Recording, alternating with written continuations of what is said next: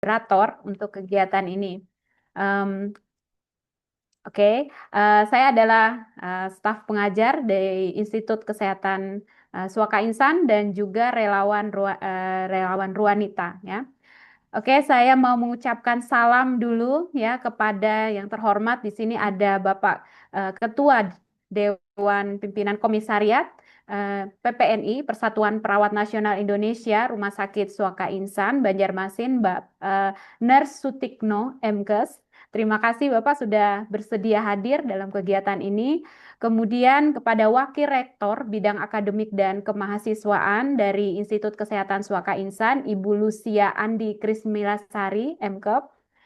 Terima kasih juga Ibu sudah bersedia untuk hadir dan juga dari Yayasan Ruanita Perempuan Indonesia, Ibu Sisilia Susi, MA. Terima kasih Ibu juga sudah bersedia hadir dan juga di sini yang terhormat Ketua Badan Eksekutif Mahasiswa dari Institut Kesehatan Suaka Insan, Saudari Rika Putri Yustina.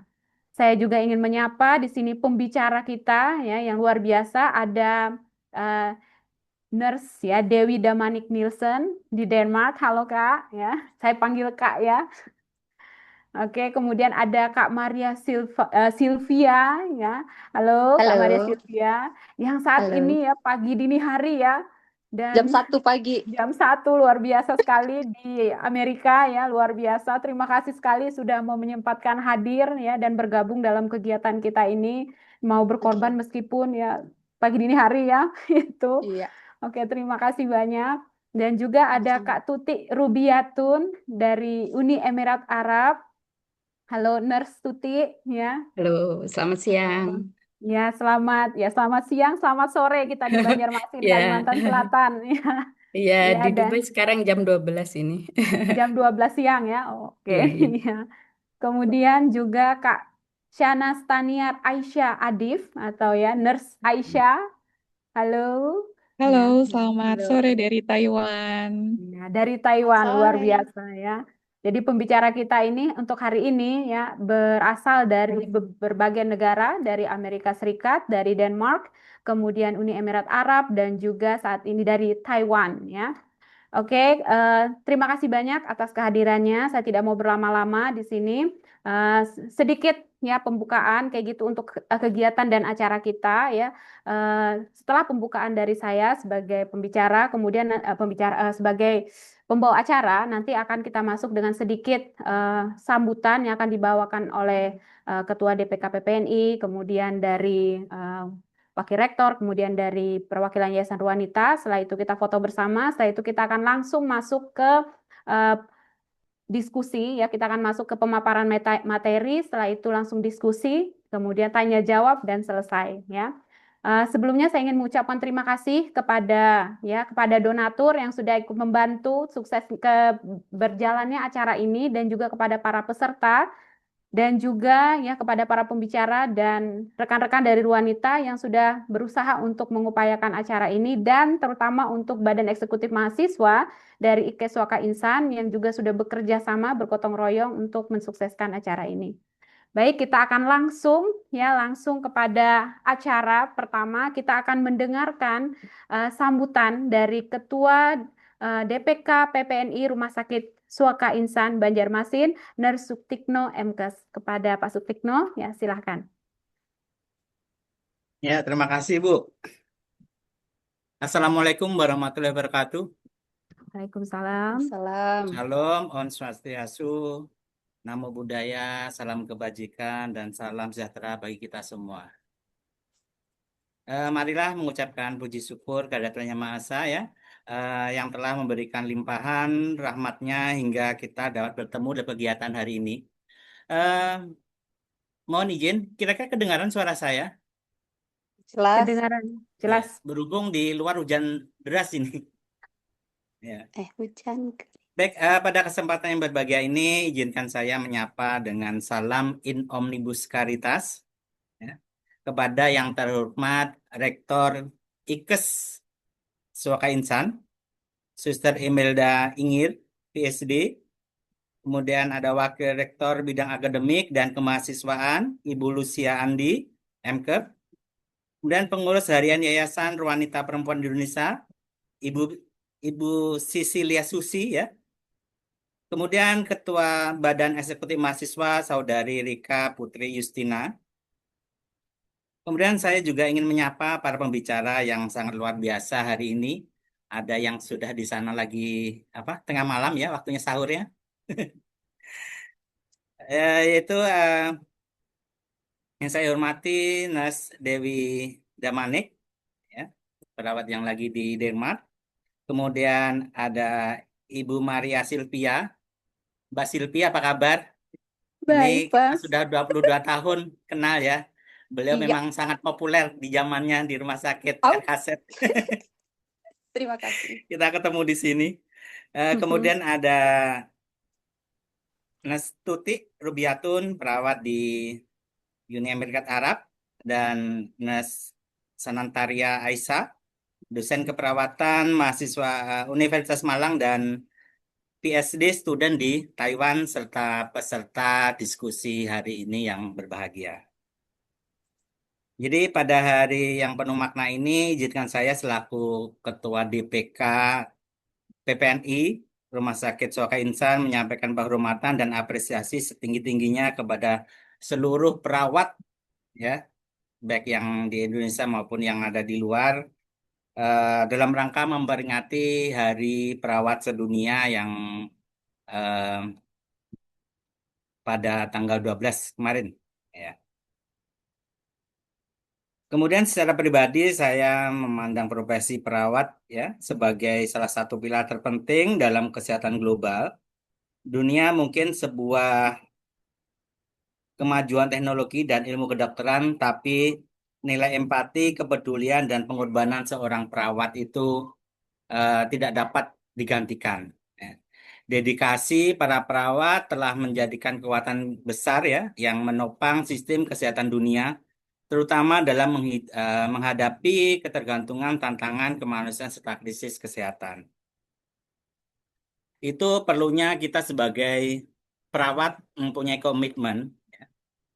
Kemudian komitmen tersebut kita wujudkan salah satunya yaitu untuk membangun komunikasi secara terbuka, kesempatan pengembangan karir, pendidikan berkelanjutan, perlindungan, dan menjalankan profesi. Kemudian pada kesempatan ini pula saya ingin menyampaikan penghargaan dan terima kasih kepada Yayasan Wanita Perempuan Indonesia sebagai pelaksana seminar pada kegiatan ini.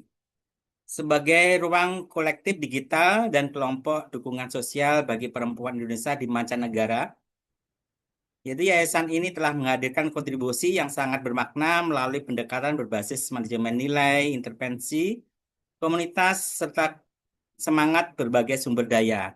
Dibuktikan hari ini teman-teman kita perawat ya dari Indonesia yang ada di mancanegara. Kemudian atas nama Dewan Pengurus Komisariat Rumah Sakit, saya menyampaikan rasa terima kasih dan hormat yang tulus kepada seluruh perawat atas dedikasi dan pengabdian yang telah diberikan kepada masyarakat dan dunia kesehatan. Semoga peringatan Hari Perawat Sedunia ini menjadi penguat semangat bagi seluruh perawat untuk terus menjadi pelayanan kemanusiaan yang profesional, tangguh, dan penuh kasih sayang. Dan semoga institusi kita terus bertumbuh, menjadi rumah pelayanan yang mendukung setiap tenaga kesehatan untuk bekerja dengan martabat, kebanggaan, dan bermakna. Semoga Hari Perawat Sedunia, ya, selamat Hari Perawat Sedunia, teruslah menjadi cahaya bagi kehidupan banyak orang. Terima kasih. Assalamualaikum warahmatullahi wabarakatuh. Waalaikumsalam warahmatullahi wabarakatuh. Ya, terima kasih banyak Pak Sutikno ya atas ya penguatan ya dari organisasi perawat di sini Persatuan Perawat Nasional Indonesia untuk komisariat di Rumah Sakit Suaka Insan. Oke, selanjutnya kita akan mendengarkan sambutan dari Wakil Rektor Bidang Akademik dan Kemahasiswaan Institut Kesehatan Suaka Insan kepada Ibu Lucia Andi Krismilasari. Saya persilahkan. Baik, selamat sore. Terima kasih Ibu Maria ya untuk kesempatannya. Sebelumnya izinkan saya menyapa. Assalamualaikum warahmatullahi wabarakatuh. Om Swastiastu, Namo Buddhaya, salam kebajikan, dan salam sejahtera untuk kita semua. Izinkan saya mewakili rektor kami yang memang pada saat hari ini belum bisa hadir dikarenakan ada jadwal lain. Ya, jadi saya menggantikan di sini untuk menyampaikan beberapa hal. Eh, yang saya hormati Bapak Sutikno selaku Ketua DPK Rumah Sakit Suaka Insan, yang saya hormati Ibu Sisilia selaku Pengurus Harian Yayasan Wanita Perempuan Indonesia, dan saya banggakan juga Rika Putri Justina ya selaku Ketua BEM Badan Eksekutif Mahasiswa IKES Suaka Insan yang bisa mengelola kegiatan ini bekerja sama tentunya dengan Ibu Maria Frani gitu ya.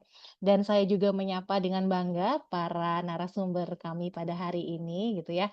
Nurse Dewi Damanik ya yang berada saat ini posisinya di Denmark.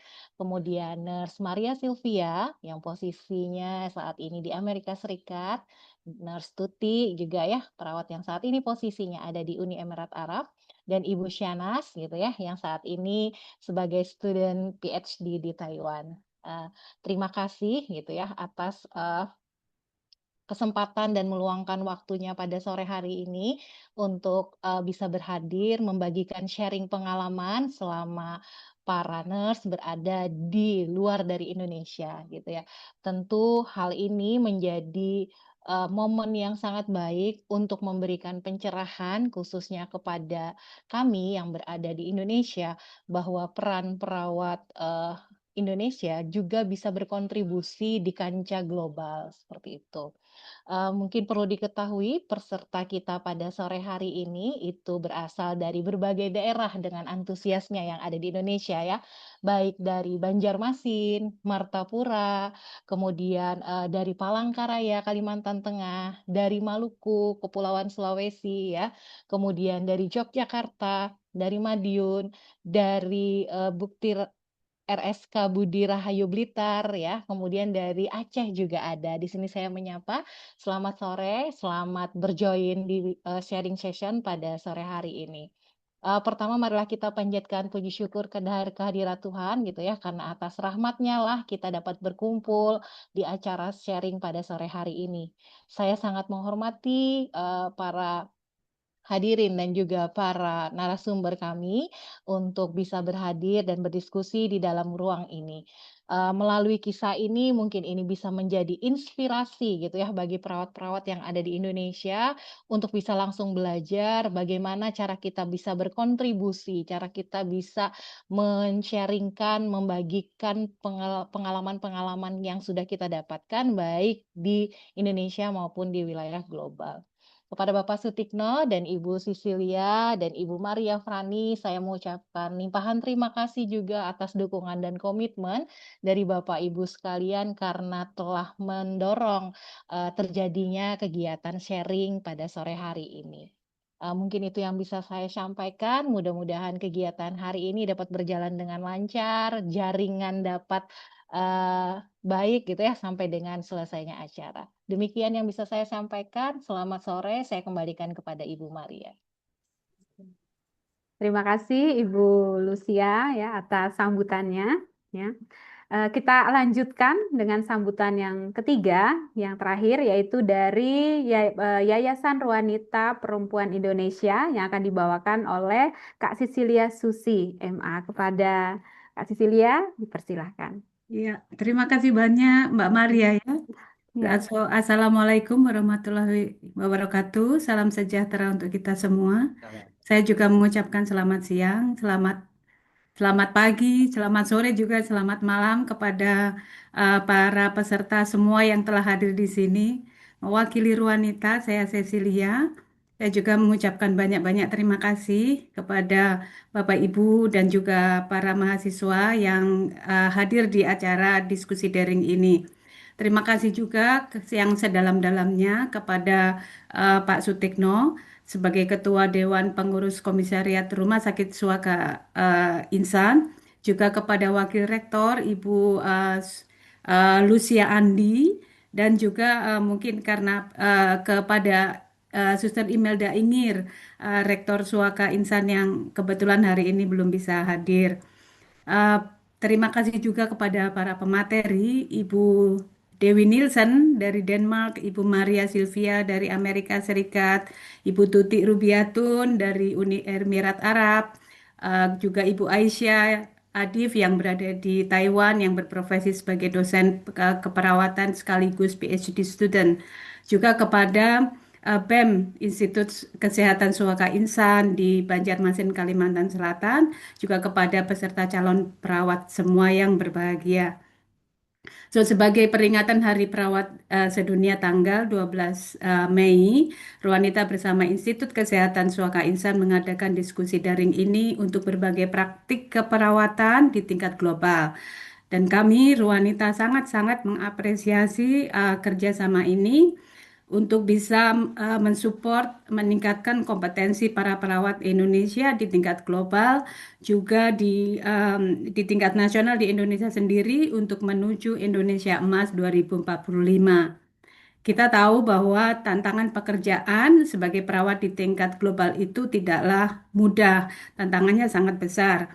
Jadi diperlukan tidak hanya kompetensi teknik skill, tapi juga kemampuan untuk beradaptasi dengan praktek keperawatan, budaya bekerja, juga budaya sosial setempat.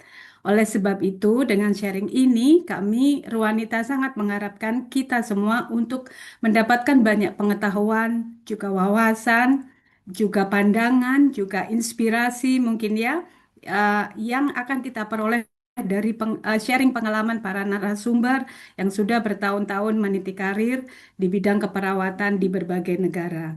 Besar harapan kami juga bahwa kerjasama ini terus berkelanjutan, tidak hanya kali ini saja, tapi juga untuk masa nanti selanjutnya ya. Dan juga yang penting adalah kita perlu memanfaatkan ruang digital seperti sekarang ini dengan cara yang konstruktif, membangun, dan positif untuk bisa saling mendukung satu sama lain. Dan sebagai penyelenggara, kami juga mohon apabila ada saran atau kritik bisa disampaikan kepada kami melalui email kami yang resmi. Nanti panitia juga akan memberikan, yaitu info@ruanita.com. Dan akhir kata kami sampaikan selamat untuk acara ini. Saya sangat sungguh berbahagia bahwa akhirnya dengan kerja keras kita semua, kita bisa melakukan, menyelenggarakan diskusi daring ini. Demikian sambutan yang bisa kami sampaikan. Terima kasih banyak dan mohon maaf apabila ada kesalahan, juga ada kekurangan. Waalaikumsalam warahmatullahi wabarakatuh. Oke. Terima kasih Ibu Cecilia ya sudah memberikan kita penguatan ya untuk menyiapkan diri untuk memulai diskusi daring kita pada hari ini yang sangat erat kaitannya topiknya dengan Hari Perawat Internasional ya. Sebelum kita masuk ke diskusi, alangkah baiknya kita mengabadikan dulu momen kita ini ya. Kita akan melakukan foto bersama ya kepada petugas ya dari BEM. Silahkan. Ada berapa slide? 3. Oke, baik. Ada 3 slide ya. Nah, saya hitung ya. Oke, kita mulai slide pertama. Bapak Ibu silakan dibuka ya kameranya supaya kita bisa melihat wajah-wajah yang tampan ya, yang cantik, menawan ya, yang bersemangat untuk kegiatan kita pada hari ini ya. Oke. Baik, ya kita mulai dari slide pertama ya. 1, 2, 3. Oke. Lanjut ke slide kedua. 1, 2, 3. Oke. Slide yang terakhir. 1, 2, 3. Oke, baik. Terima kasih banyak ya. Oke.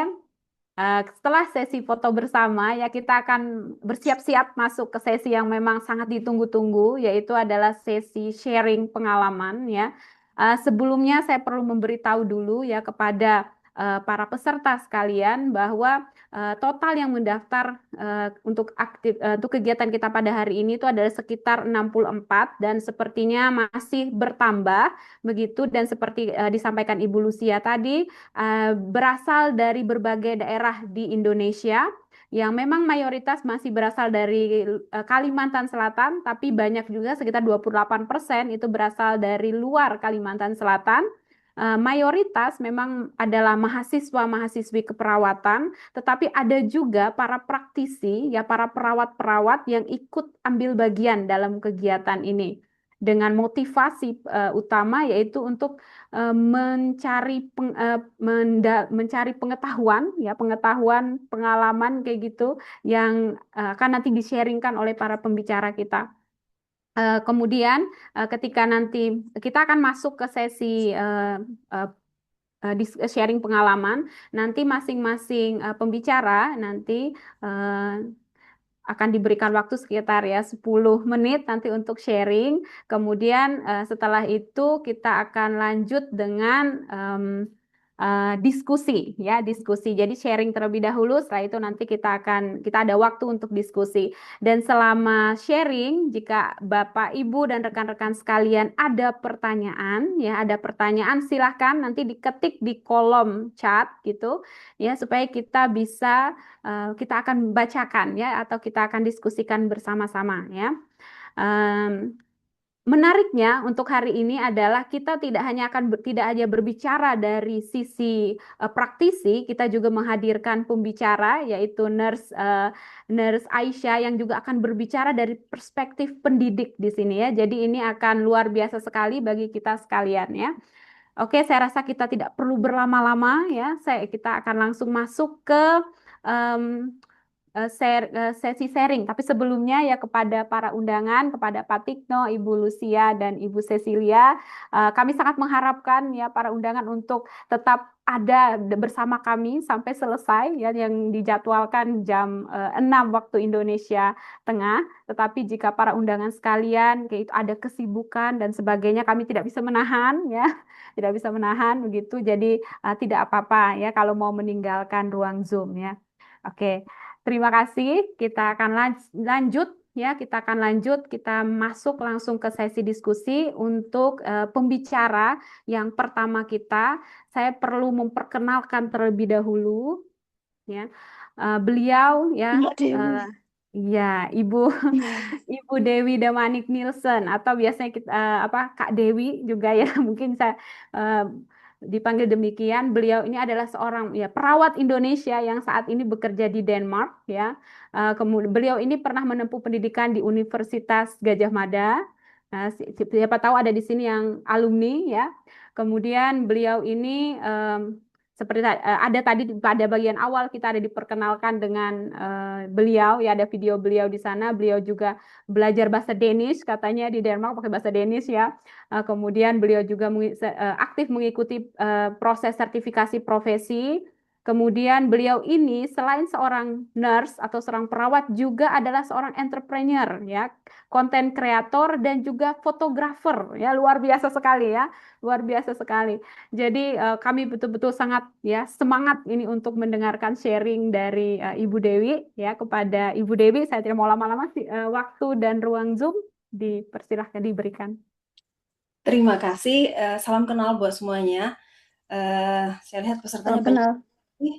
Jadi saya nggak perlu menyapa satu persatu. Jadi saya ucapkan terima kasih buat semua yang bergabung. Saya habis jaga malam. Jadi tadi saya tidur. Tiba di rumah saya tidur 2 jam. Set alarm untuk bangun. Sekarang di sini jam 10.24 di Denmark dan cuacanya sangat-sangat dingin. Saya pakai baju hangat. Jadi kita langsung ke pertanyaan boleh ya? Saya diberi pertanyaan bahwa bagaimana pengalaman dan tantangan bekerja menjadi perawat di sini. Tantangannya, pertama pengalaman dulu ya, karena saya pernah 10 tahun menjadi seorang pegawai negeri sipil dan bekerja dengan pemerintah, dan saya sudah bekerja di sini selama 4 tahun, tetap juga di pemerintah, di rumah sakit pemerintah, di Aalborg Hospital. Jadi pengalamannya itu di sini saya benar-benar dihargai gitu loh. Saya bisa menjadi diri saya dan saya bangga saya adalah seorang perawat. Kalau itu dulu di Indonesia saya nggak pernah.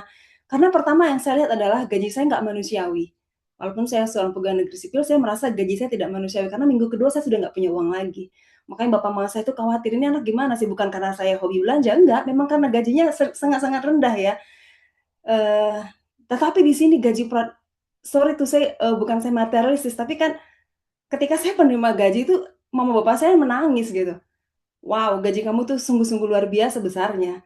Jadi yang pertama adalah Denmark itu terkenal dengan work life balance-nya yang sangat-sangat bagus, yang sangat sehat gitu. Di mana di sini kita bisa menjadi diri kita sendiri, shift-nya lebih manusiawi, apalagi ya, dan apa ya, hubungan kerja lebih egaliter gitu, lebih tidak terlalu hierarkis gitu ya, antara perawat, dokter, pimpinan, kita nggak ada panggil spesial. Di sini dokter kita panggil nama, pimpinan kita panggil nama. Jadi di sini di Denmark memang atau Eropa pada umumnya orang saling memanggil nama gitu. Jadi apalagi di Denmark ini terkenal dengan apa namanya, duduk sama rendah, berdiri sama tinggi. Itu saya rasakan. Saya sudah hampir 10 tahun di Denmark. Saya benar-benar amazed dengan cara berpikir mereka, bagaimana cara mereka men-treat manusia lain, itu benar-benar manusiawi. Dan ketika saya nge-blend di pemerintahan, saya merasa, wow, I can be myself, walaupun saya itu lulusan dari Indonesia, mereka nggak pernah memandang saya itu, oh kamu lulusan Asia, itu nggak pernah.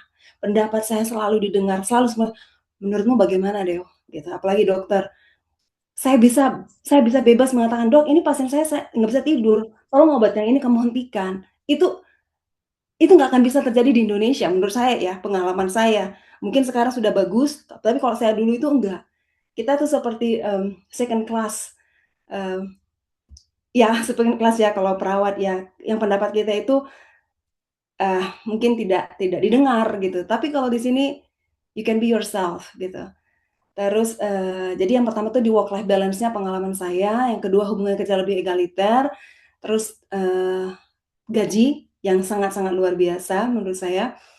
Ya itu sih pengalaman yang paling menarik. Kalau tantangannya pasti ya bahasa, di sini tidak berlaku bahasa Inggris. Jadi saya benar-benar harus digembleng dengan bahasa mereka. Saya harus lulus di level B2 untuk universitas ya. Jadi harus benar-benar luar biasa. Dan di Indonesia itu tidak ada kursusnya pada saat itu ya. Pada saya pindah dari Denmark waktu itu, dari Indonesia tahun 2012, tidak ada kursus bahasa Denmark. Yang banyak bersebaran itu kursus bahasa Jerman. Nggak tahu ya sekarang kayak apa. Jadi bahasanya sangat-sangat sulit. Mereka punya aksen tertentu, ada beberapa kata yang mereka telan gitu, sehingga itu menjadi tantangan sampai saat ini saya bekerja pun itu menjadi tantangan terbesar. Terus tantangannya apalagi ya, itu aja sih kayaknya bahasa. Kalau cuaca dingin itu kata orang Denmark bukan salah cuacanya tapi cara kau berpakaian gitu. Layer harus lebih banyak gitu sehingga kamu tidak kedinginan. Itu aja sih kalau pengalaman dari saya. Oke, terima kasih banyak ya kepada ya Kak Dewi ya, Ibu Dewi ya. Ini kita perlu itu kan ya untuk mengadres ini ya, kalau kita orang Indonesia, ya, maksudnya budaya Indonesia ya, kalau kita sebut langsung Dewi rasanya kok kayak bagaimana gitu ya. Jadi izin saya panggil Kak Dewi ya di sini.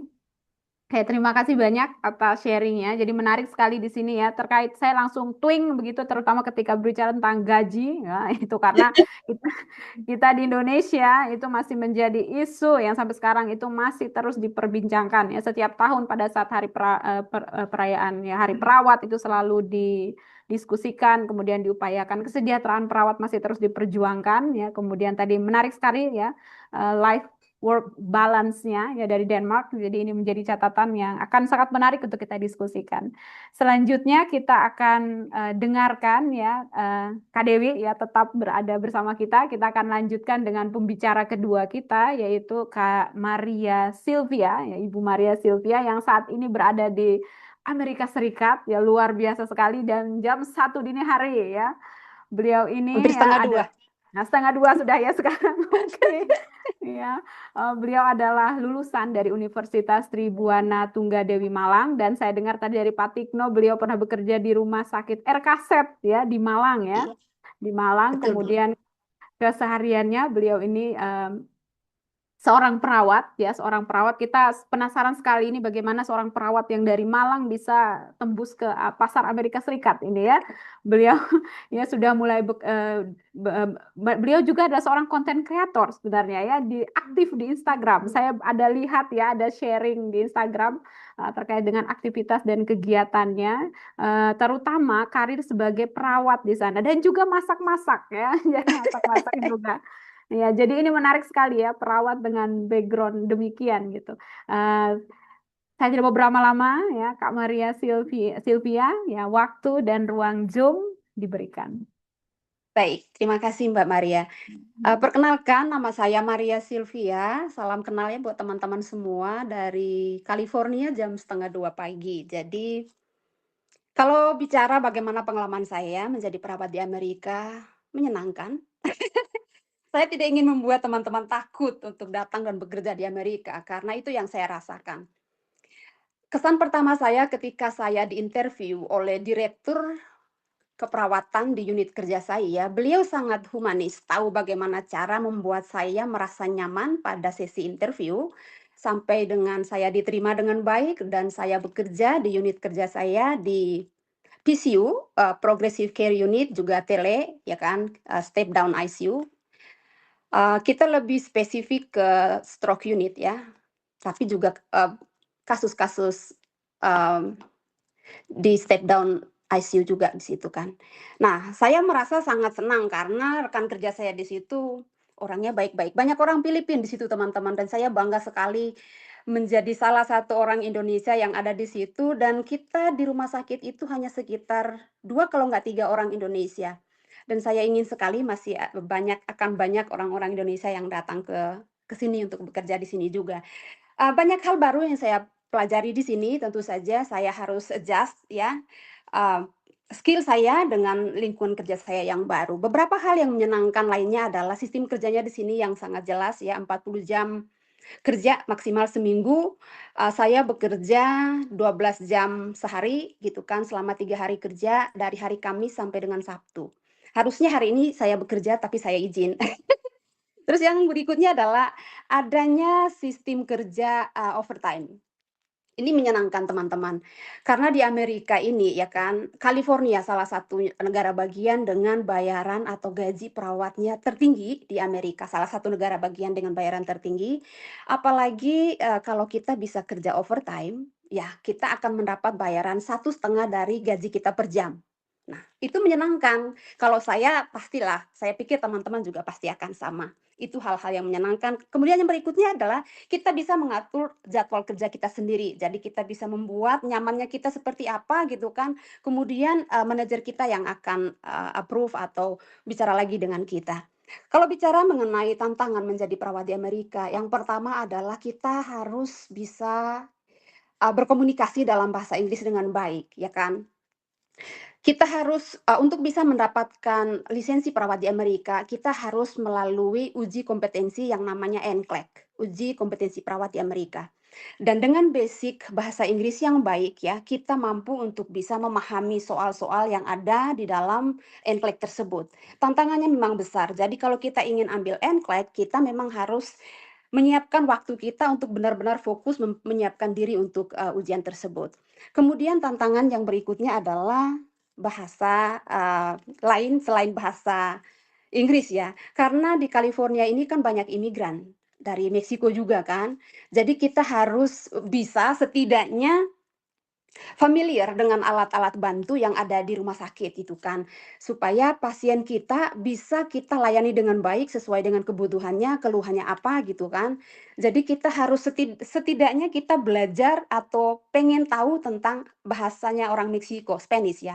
Jadi kalau kita tidak bisa berkomunikasi di awal-awal kita bekerja, kita bisa dibantu oleh translator. Jadi ada mesinnya. Jadi kita bisa menggunakan alat tersebut. Itu bagusnya. Kemudian tantangan yang berikutnya adalah terkait budaya. Nah, orang di Amerika ini kan mereka sangat peduli ya dengan kesehatan, dan mereka sangat open minded, mereka ekspresif, menyampaikan apa yang mereka rasakan, ketidaknyamanan mereka. Contoh, rasa nyeri. Kita sudah memberikan mereka obat, ya kan, contoh 1 jam.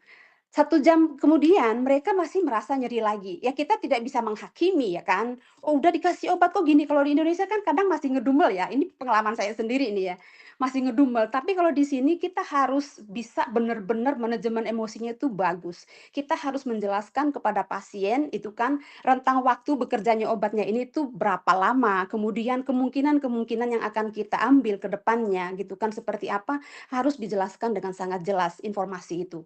Kemudian kalau bicara terkait pembelajaran ya, yang menjadi bagaimana pembelajaran menjadi perawat di Amerika. Bagi saya adalah tanggung jawab.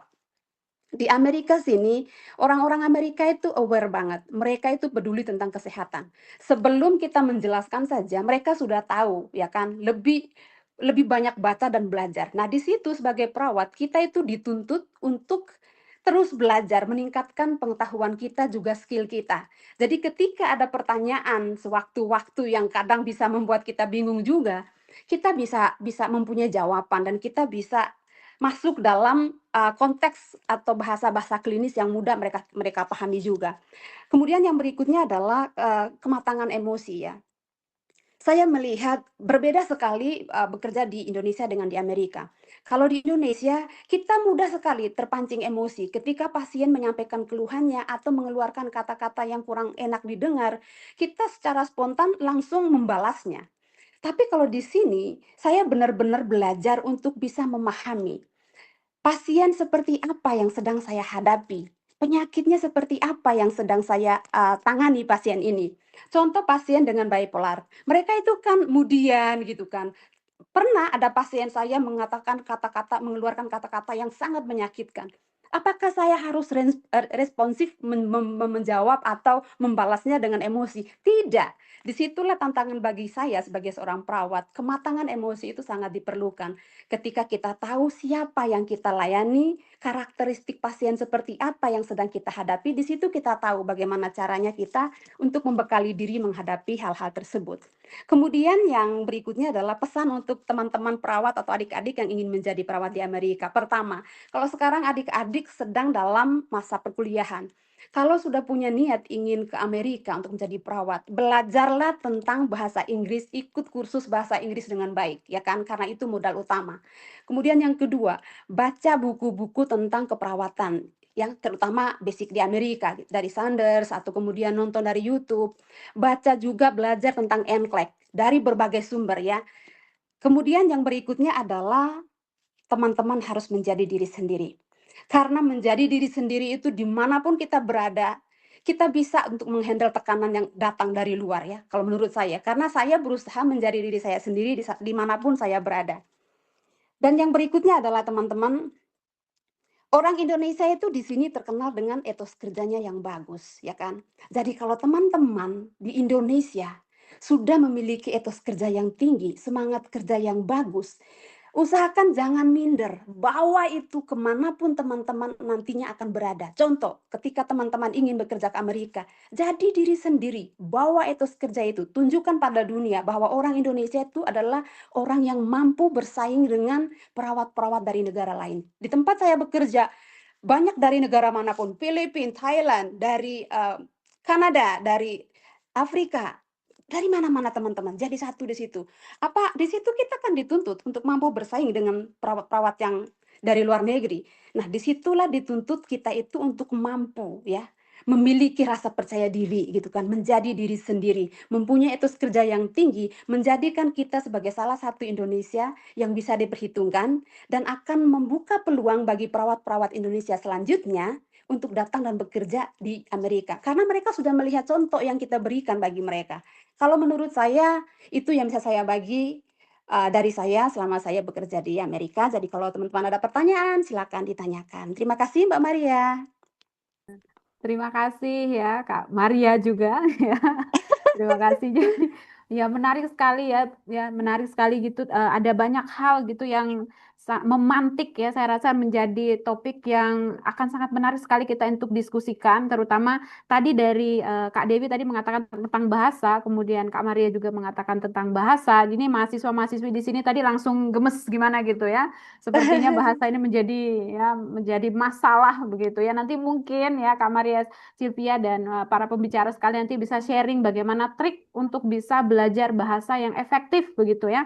Ketika kita sudah menentukan negara tujuan ya yang mau kita jelajahi begitu ya. Oke, terima kasih Kak Maria Sylvia gitu. Saya harap pasti ikut bergabung bersama kita gitu untuk sampai sisi diskusi. Tapi ini karena ya tengah malam gitu ya, rasa kasihan banget kayak gitu ya. Jangan dipaksa gitu. Ya, tapi nanti kalau ada pertanyaan dan sebagainya, kami akan kumpulkan, kemudian nanti akan kirimkan gitu dan minta tolong untuk bisa dibagikan ya nanti jawabannya kepada para peserta. Ya, terima kasih Kak Maria Terima Sylvia. kasih Mbak.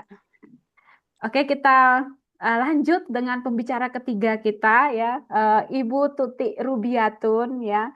Ya, izin saya mau perkenalkan diri dulu ya. Ini Ibu Tuti Rubiatun atau Nurse Tuti.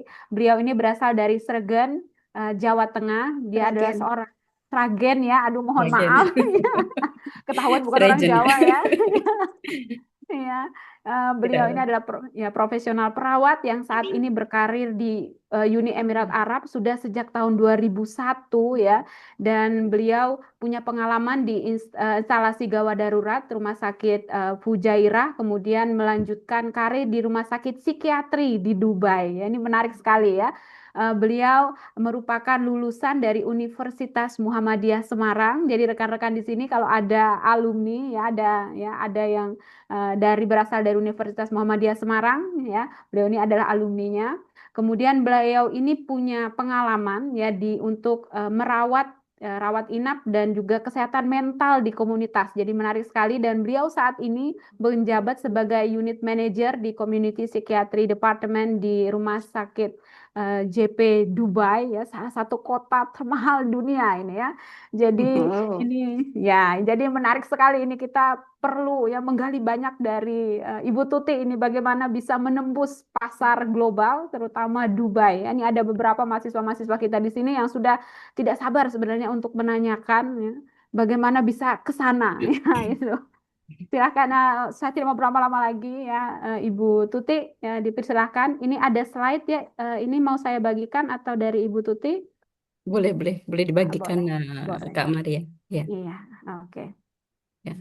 Baik. Assalamualaikum warahmatullahi wabarakatuh. Terima kasih. Selamat sore, selamat siang, selamat malam. Karena ini dari segala penjuru dunia sepertinya ya. Terima kasih kepada Rwanita yang telah memberikan kesempatan pada saya untuk bergabung pada sesi hari ini. Ya, karena sebelum dari para narasumber sebelumnya sudah bercerita panjang lebar, sekarang saya mempersiapkan beberapa slide tentang ya perawat di Uni Arab Emirates. Mungkin dari slide pertama, Kak Maria. Dan pertama Ya. sudah. Sebelumnya saya menyampaikan selamat Hari Perawat Internasional kepada seluruh perawat dan calon perawat. Semoga perawat semakin jaya. Ya, dan di sini di slide ini saya akan membawa sekilas tour ya, virtual tour menuju ke Uni Arab Emirates. Mungkin bisa dibuka slide kedua, Kak. Sebelumnya, itu ada video bisa dibuka nggak ya?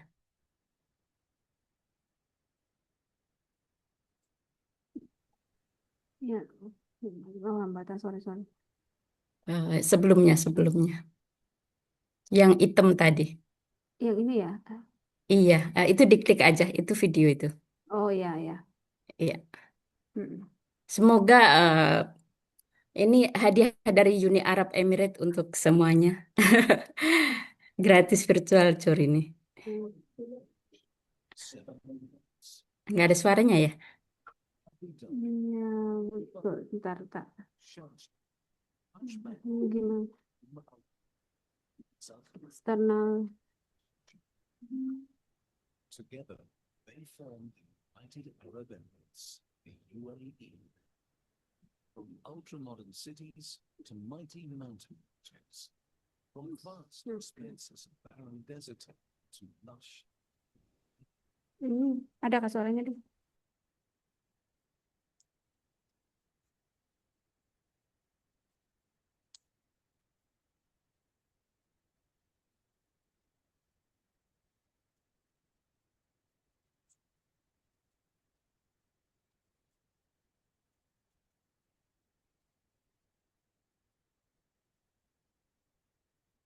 Ya, sepertinya suaranya terkendala ya. Tapi tidak apa-apa. Ini sekilas Suaranya juga ya. ada.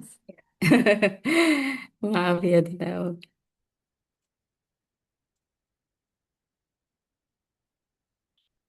Ya, ini sekilas tentang Dubai.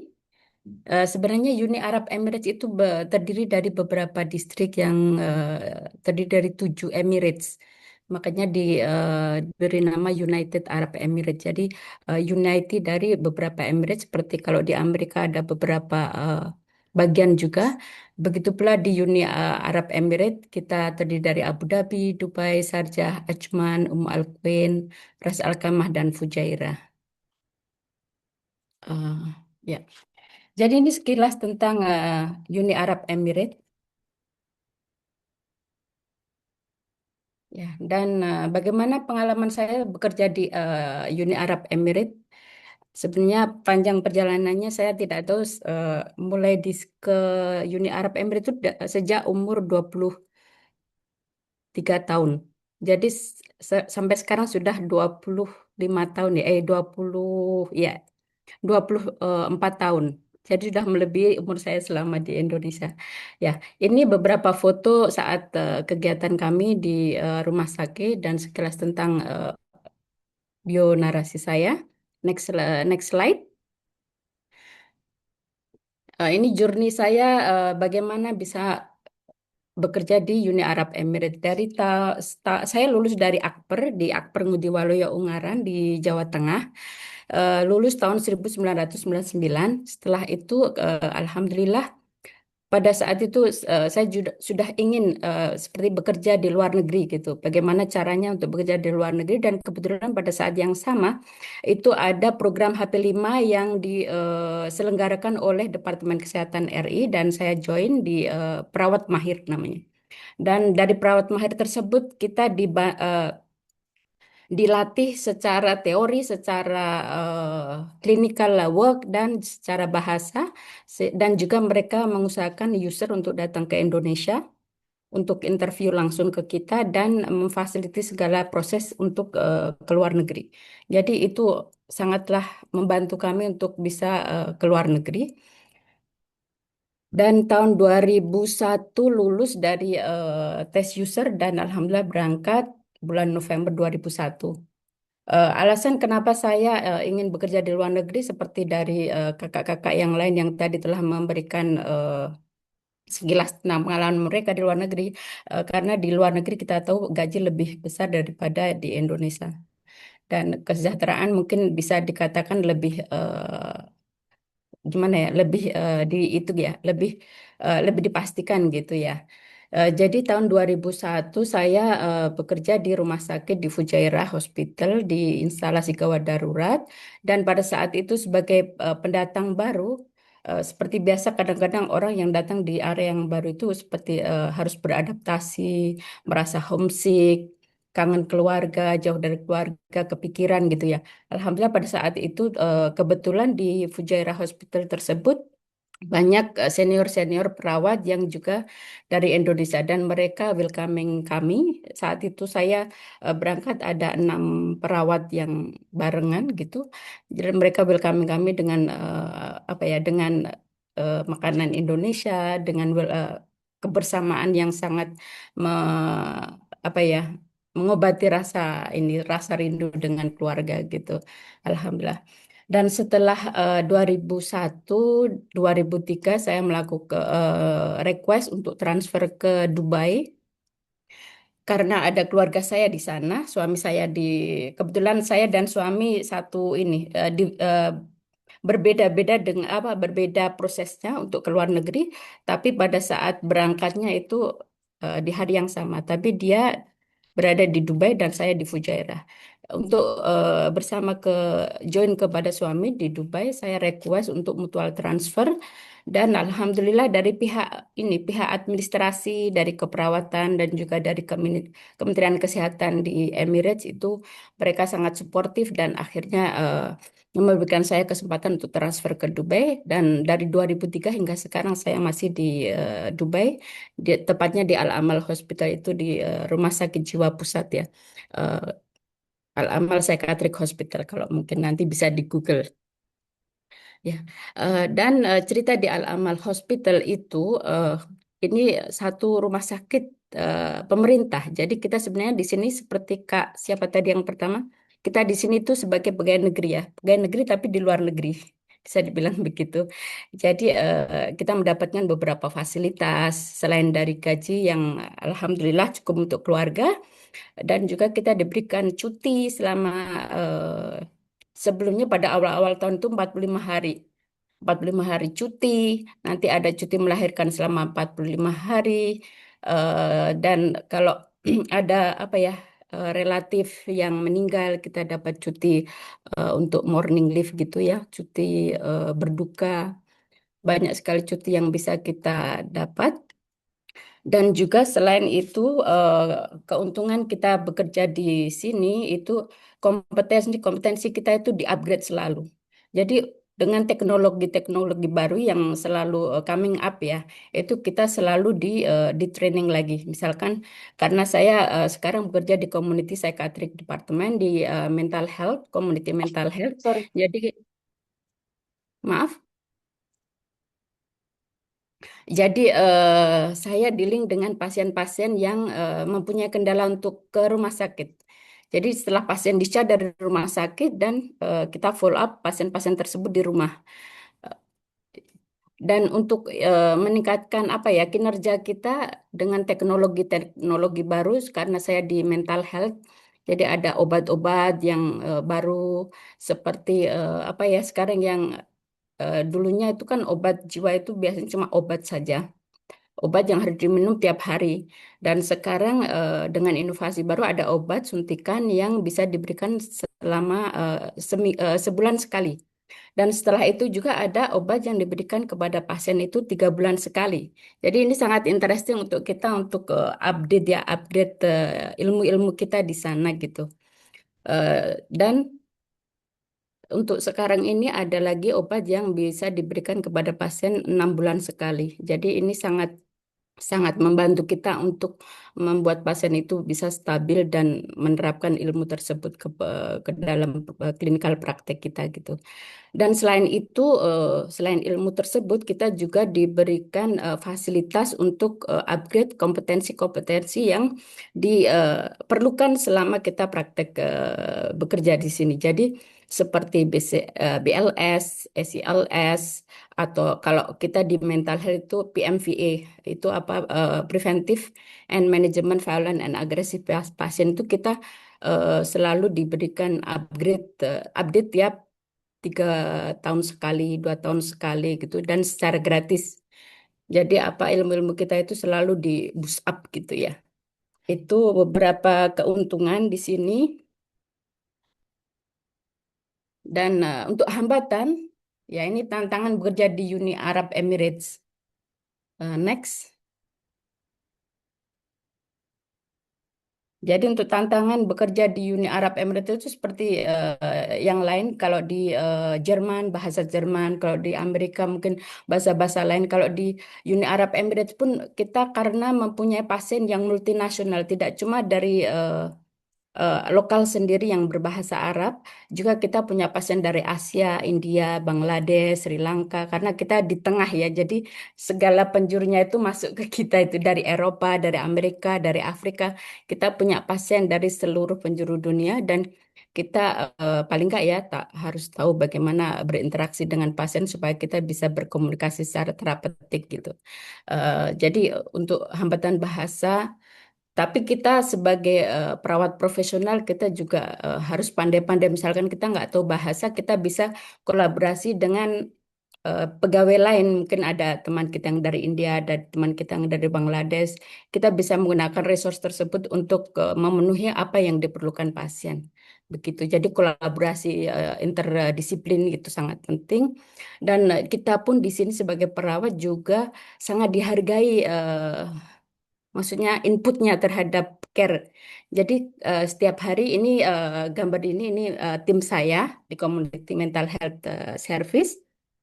Jadi ada dokter konsultan psikiatris, spesialis psikiatris, psikologi, social worker, occupational therapist, itu semuanya kita duduk duduk sama rendah, berdiri sama tinggi juga ya, sama kayak tadi ya. Jadi kita setara gitu. Jadi apa yang kita suggest-kan itu mereka juga terima. Kadang-kadang mereka juga butuh input dari kita, apa kira-kira pasien ini perlu apa gitu. Dari konsultan pun menanyakan kepada kita. Dan di departemen saya khususnya itu perawat itu sebagai pilar. Memang benar-benar saya tahu kalau perawat itu pilar dari healthcare ya, sebagai backbone-nya. Kalau misalkan perawat stop satu hari aja itu kayaknya servis itu akan bisa kolaps. Karena begitu, saya sebagai unit manager saya mengorganize mengorganize kinerja. Jadi overflow kerja tiap hari itu saya yang organizing. Kita melakukan home visit, kita melakukan klinik, kita ada e-klinik dan sebagainya itu kita yang mengorganize dan tim yang lain tuh oke aja manut ya jadi kita.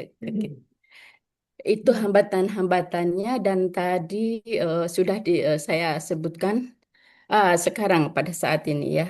Ya, satu hambatan yang benar-benar buat kita agak stres juga sih itu adanya situasi geopolitik yang saat ini agak memanas, tapi alhamdulillah dalam beberapa waktu ini sudah agak mereda, yang membuat kita alhamdulillah dan yang membuat kita meskipun dengan situasi yang panas ataupun begini, kita dari government itu sangat mensupport kita.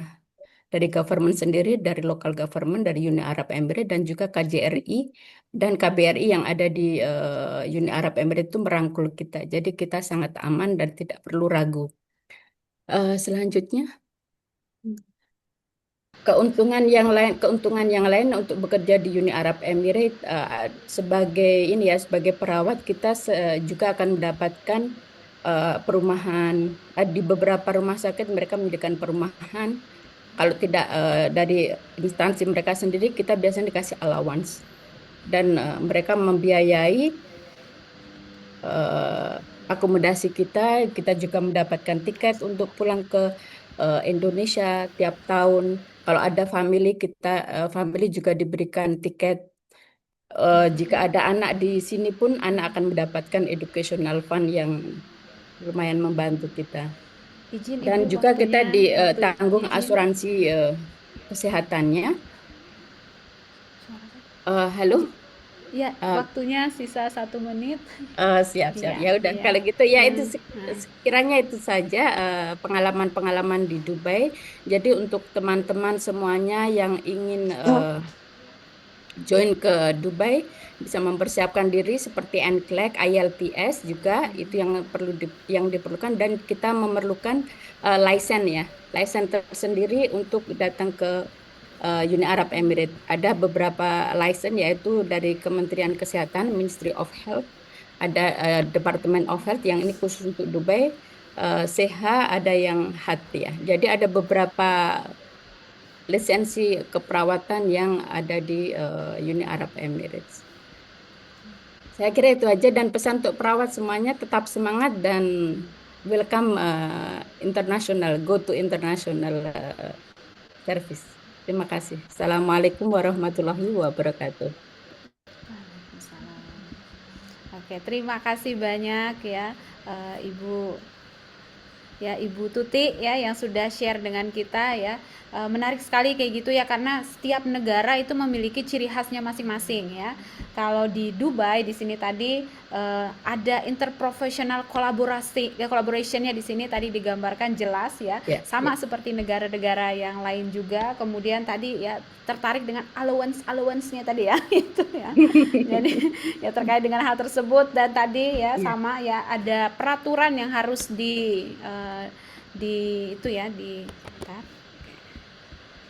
peraturan yang harus diikuti seperti itu untuk bisa masuk ya dan bekerja di negara tujuan di sini ya. Oke, terima kasih Ibu Tuti ya. Nah, masih tetap bergabung bersama kami untuk diskusi ya. Selanjutnya kita ke pembicara yang keempat ya. Tadi ada 3 pembicara dari dari ranah praktik. Nah, selanjutnya adalah pembicara kita yang keempat ini adalah Nurse Shanastaniar Aisyah Adi. Mohon maaf jika saya salah menyebutkan nama depan ya, atau Nurse Aisyah. Di sini beliau adalah dosen dan peneliti di program studi keperawatan dan pendidikan profesi nurse di Fakultas Kedokteran Universitas Negeri Malang. Beliau saat ini sedang menempuh ya studi doktoralnya sebagai PhD candidate di International Doctoral Program in Nursing di National Cheng Kung University Taiwan. Beliau ini juga memiliki pengalaman sebagai asisten peneliti internasional dengan fokus pengembangan di kompetensi digital dalam pendidikan keperawatan, kemudian nursing education serta metode systematic review dan meta analisis. Ini bagi mahasiswa-mahasiswi yang saat ini sedang menyusun skripsi ya, mungkin bisa sharing-sharing ya dengan beliau ini ya. Beliau akan membawakan kita topik ya, terkait dengan etik ya di sini, tentang etika menjadi perawat dan strategi menjaga kesehatan mental selama bertugas sebagai perawat, dilihat atau dipandang dari perspektif di negara Taiwan ya di sini ya. Oke, kepada Nurse Aisyah, waktu dan ruang Zoom diberikan. Oke, Assalamualaikum warahmatullahi wabarakatuh. Selamat sore semuanya, saya izin share screen ya. Oke, apakah bisa dilihat slide saya? Bisa dilihat. Oke, selamat sore semuanya, salam dari Taiwan. Perkenalkan, saya bisa dipanggil Aisyah aja. Saya tahu nama depan saya cukup susah untuk dipronouncekan gitu. Jadi bisa dipanggil Aisyah. Saya cukup happy diundang untuk memberikan sharing ke teman-teman semuanya. Saya kemarin minta tolong, minta nanya apa demografi peserta dan banyak sekali dari mahasiswa keperawatan.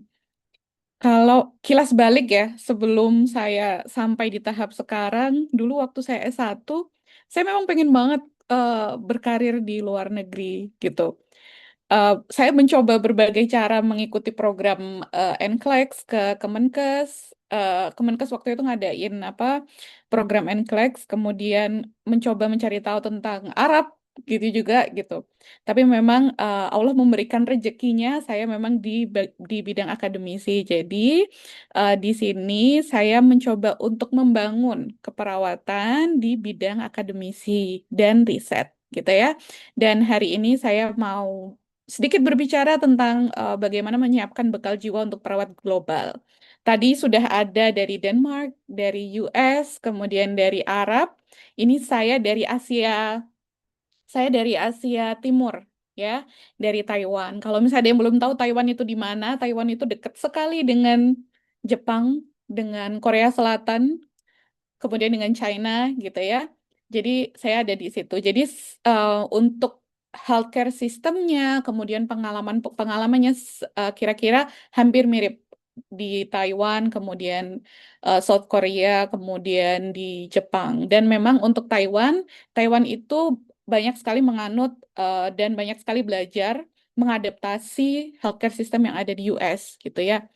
Jadi saya lebih bicara dari ranah akademisi dan bagaimana kita bisa menyiapkan eh, bekal jiwa untuk perawat global. Jadi kalau saya bilang mental armor atau perisai baja yang harus kita siapkan sebelum kita decide atau memutuskan untuk ke luar negeri gitu ya. Kita skip aja ini. Kemudian saya yakin kalau misalnya ditanya, banyak sekali teman-teman ditanya apa tujuan kita untuk keluar negeri. Tadi dari Nurse Damanik bilang bahwa kita mendapatkan rekognisi yang lebih bagus. Kemudian dari Nurse Maria Sylvia, kita punya sense of belonging yang lebih oke gitu ya. Kemudian dari Nurse Tutik itu lebih ke well-being. Jadi itu kata kunci yang saya tangkap dari 3 pengalaman mereka di berbagai negara gitu. Apapun bahkan event kalau misalnya teman-teman pengen ke sana untuk uang yang lebih baik itu valid, itu memang alasan yang bisa diterima gitu karena memang kenyataannya seperti itu. Jadi bisa jadi alasannya karena pengen power yang lebih oke, kemudian pengen legitimasi yang lebih baik, kemudian pengen diakui lebih dihargain gitu, itu oke. Cuman uh, better future, masa depan yang lebih baik itu nggak hanya sekedar kita menyiapkan tiket pesawat, tapi itu butuh persiapan yang banyak sekali dari dalam kita. Untuk kayak seperti tadi tiga pembicara sebelumnya itu merupakan senior-senior yang mungkin mereka pengalamannya menyenangkan, mereka pengalamannya sangat adaptif gitu ya. Tapi ada juga banyak yang kita tidak boleh menutup mata bahwa ada banyak sekali perawat-perawat migran yang juga mereka mengalami kendala yang tidak bisa diselesaikan gitu. Dan mereka akhirnya bisa dibilang bahwa akhirnya mereka gagal untuk memenuhi mimpi-mimpi yang mereka bawa gitu. Jadi memang itu harus dipersiapkan dari awal keberangkatan gitu ya. Eh, dan bisa dilihat bahwa tidak hanya melulu tentang ekonomi. Alasan kita untuk keluar negeri tidak melulu tentang ekonomi, tapi kita pengen lebih dilihat, kita pengen lebih dihargai, kita lebih pengen untuk mengerti gitu ya. Dan peran kita, gitu peran khususnya peran-peran akademisi atau peran-peran edukator gitu ya untuk menyiapkan teman-teman yang mau berangkat itu kita harus acknowledge, kita harus tahu nih bahwa ini tuh ada kebutuhan manusia yang harus kita pahami, kebutuhan emosi yang harus kita pahami sebelum mereka melakukan migrasi, sebelum perawat-perawat ini melakukan migrasi, gitu ya. Nah, kenapa isu migrasi ini penting, migrasi perawat global ini penting gitu? Karena adanya kebutuhan global. Jadi kalau teman-teman mahasiswa mungkin belum tahu ya, ini merupakan isu dimanapun, baik di US gitu ya, baik juga di Taiwan. Beberapa waktu lalu, profesor saya akan menjalani operasi. Ini sekedar cerita. Profesor saya akan menjalani operasi, kemudian ditelepon sama pihak rumah sakit. Profesor saya bilang, Aisyah, kamu tahu nggak, kayaknya aku bakalan ini deh, kayaknya aku bakalan eh, pending deh operasinya. Kenapa, Prof? Iya, soalnya nggak ada perawat. Jadi sekarang kami menutup bed di rumah sakit, menutup kamar karena nggak kurangnya staf. Itulah isu yang terjadi. Adanya defisit perawat global yang diperkirakan oleh ICN. ICN itu salah satu organisasi perawat terbesar, bahwa lebih kurangnya sekitar tuh 13 juta di tahun 2030 tuh dunia akan kekurangan perawat gitu. Nah, kita melihat, saya dapat data dari Ruanita, bahwa saat ini ada 827.000 perawat terdaftar di Indonesia. Tapi kita tahu bahwa tidak semua terserap dengan baik. Terserap dengan baik di sini adalah in term of gaji, kemudian kondisi gitu kan. Dan itu merupakan peluang, opportunity untuk perawat Indonesia siap mengisi celah yang ada di tenaga kesehatan dunia. Makanya saat ini banyak sekali kemudahan-kemudahan informasi-informasi dan saya cukup mengapresiasi Ruanita untuk memberikan informasi seperti ini yang dimana dulu zaman saya S1 itu em, belum ada informasi tentang bagaimana kita melakukan perjalanan global. Kita harus cari tahu sendiri gitu. Nah, tapi kita lihat di sini peluang besar gitu kan. Semakin banyaknya informasi, tapi yang harus kita pahami apa bahwa luka batin itu ada dan nyata. Dan migrasi itu kita harus menyiapkan emosi ya. Itu namanya emotional preparedness. Makanya kesiapan emosi itu penting untuk perawat sebelum melakukan migrasi. Nah, kalau teman-teman bisa pasang infus, teman-teman bisa pasang kateter gitu ya, itu merupakan clinical skill yang harus teman-teman punya dan itu akan membuat teman-teman mendapatkan pekerjaan. Tapi saat teman-teman mempunyai emotional preparedness yang bagus, yang matang, emosinya mature gitu ya, itu akan membuat teman-teman melakukan segala pekerjaan itu dengan rasa yang penuh gitu, rasa yang apa namanya happy gitu ya. Jadi sebelum kita ngomongin strategi, kita harus understand gitu ya, mengetahui masalah-masalah apa yang ada. Tadi sempat disinggung banyak sekali masalah.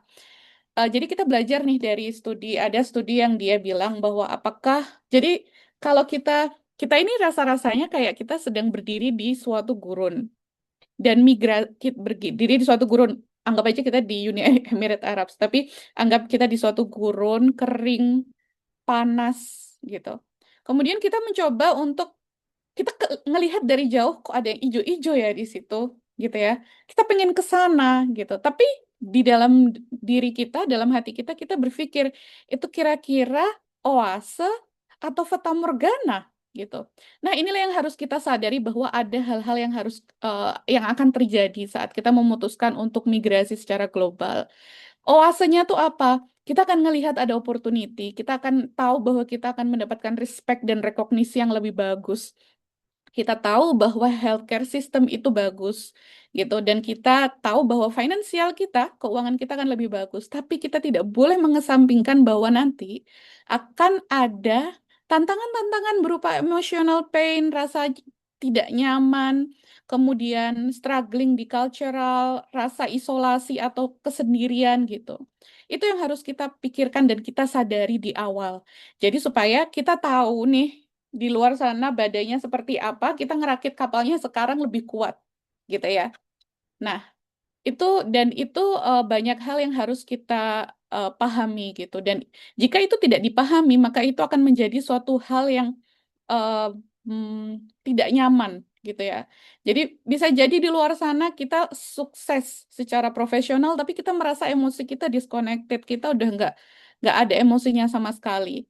Kemudian kita ada kendala dengan bahasa, culture, kemudian kita merasa terisolasi, kemudian kita merasa kita punya beban kayak orang tua kita menganggap kita pergi ke luar negeri, kemudian pasti mereka mengembankan ribuan harapan ke kita. Nah, itu beban yang dibawa oleh perawat-perawat migran juga gitu. Dan kemudian ada keinginan untuk pulang, kok kayaknya di Indonesia lebih oke daripada di sini, nggak punya teman sama sekali gitu.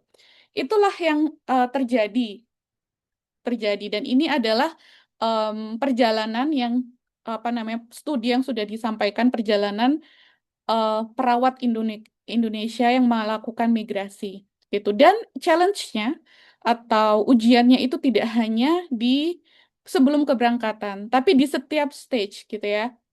Stage yang pertama sebelum keberangkatan kita tahu kita harus belajar bahasa, kita harus tahu informasi pekerjaan, kita harus memiliki ekspektasi yang realistik. Tapi di saat migration, saat kita sudah datang ke negara tujuan kita, ada barrier berupa bahasa, kemudian ada culture shock, kemudian ada mental stress gitu. Kemudian akhirnya kita berpikir gimana ya kalau mau pulang aja deh, akhirnya pulang. Banyak beberapa teman-teman saya juga yang pada akhirnya memilih untuk kembali lagi ke Indonesia gitu. Nah, saat kembali ke Indonesia bukan hal yang mudah juga karena mereka harus melakukan integrasi ulang, mereka harus menyesuaikan diri mereka dengan apa yang mereka dapatkan sebelumnya gitu. Nah, ini adalah fase-fase yang harus kita pahami dan itu memiliki emotional demand sendiri gitu ya. Jadi itu tadi masalah-masalah yang kemungkinan ada, masalah-masalah mental yang kemungkinan ada gitu saat kita melakukan migrasi. Itu tidak hanya melulu saat Anda berpikir, Anda memilih untuk menjadi perawat di luar negeri, tapi migrasi apapun, seperti contohnya yang sedang saya lakukan, sedang studi gitu ya, atau bekerja di sektor lain gitu. Itu, Nurse Aisyah, sorry, ya, kita tinggal 3 menit lagi. Oke, baik, terima kasih ya. Kemudian ini adalah persiapan yang bisa kita siapkan. Yang pertama adalah kita harus menguatkan ya social support dan connection kita. Nah, biasanya nih kayak saya tuh suka ya kumpul-kumpul sama teman-teman dari Indonesia gitu ya. Itu karena nanti kita akan punya supportive relationship. Bukan hanya dengan teman-teman Indonesia ya, tapi juga biasanya dengan teman-teman lokal gitu, supaya kita mencari supporting system yang bagus gitu.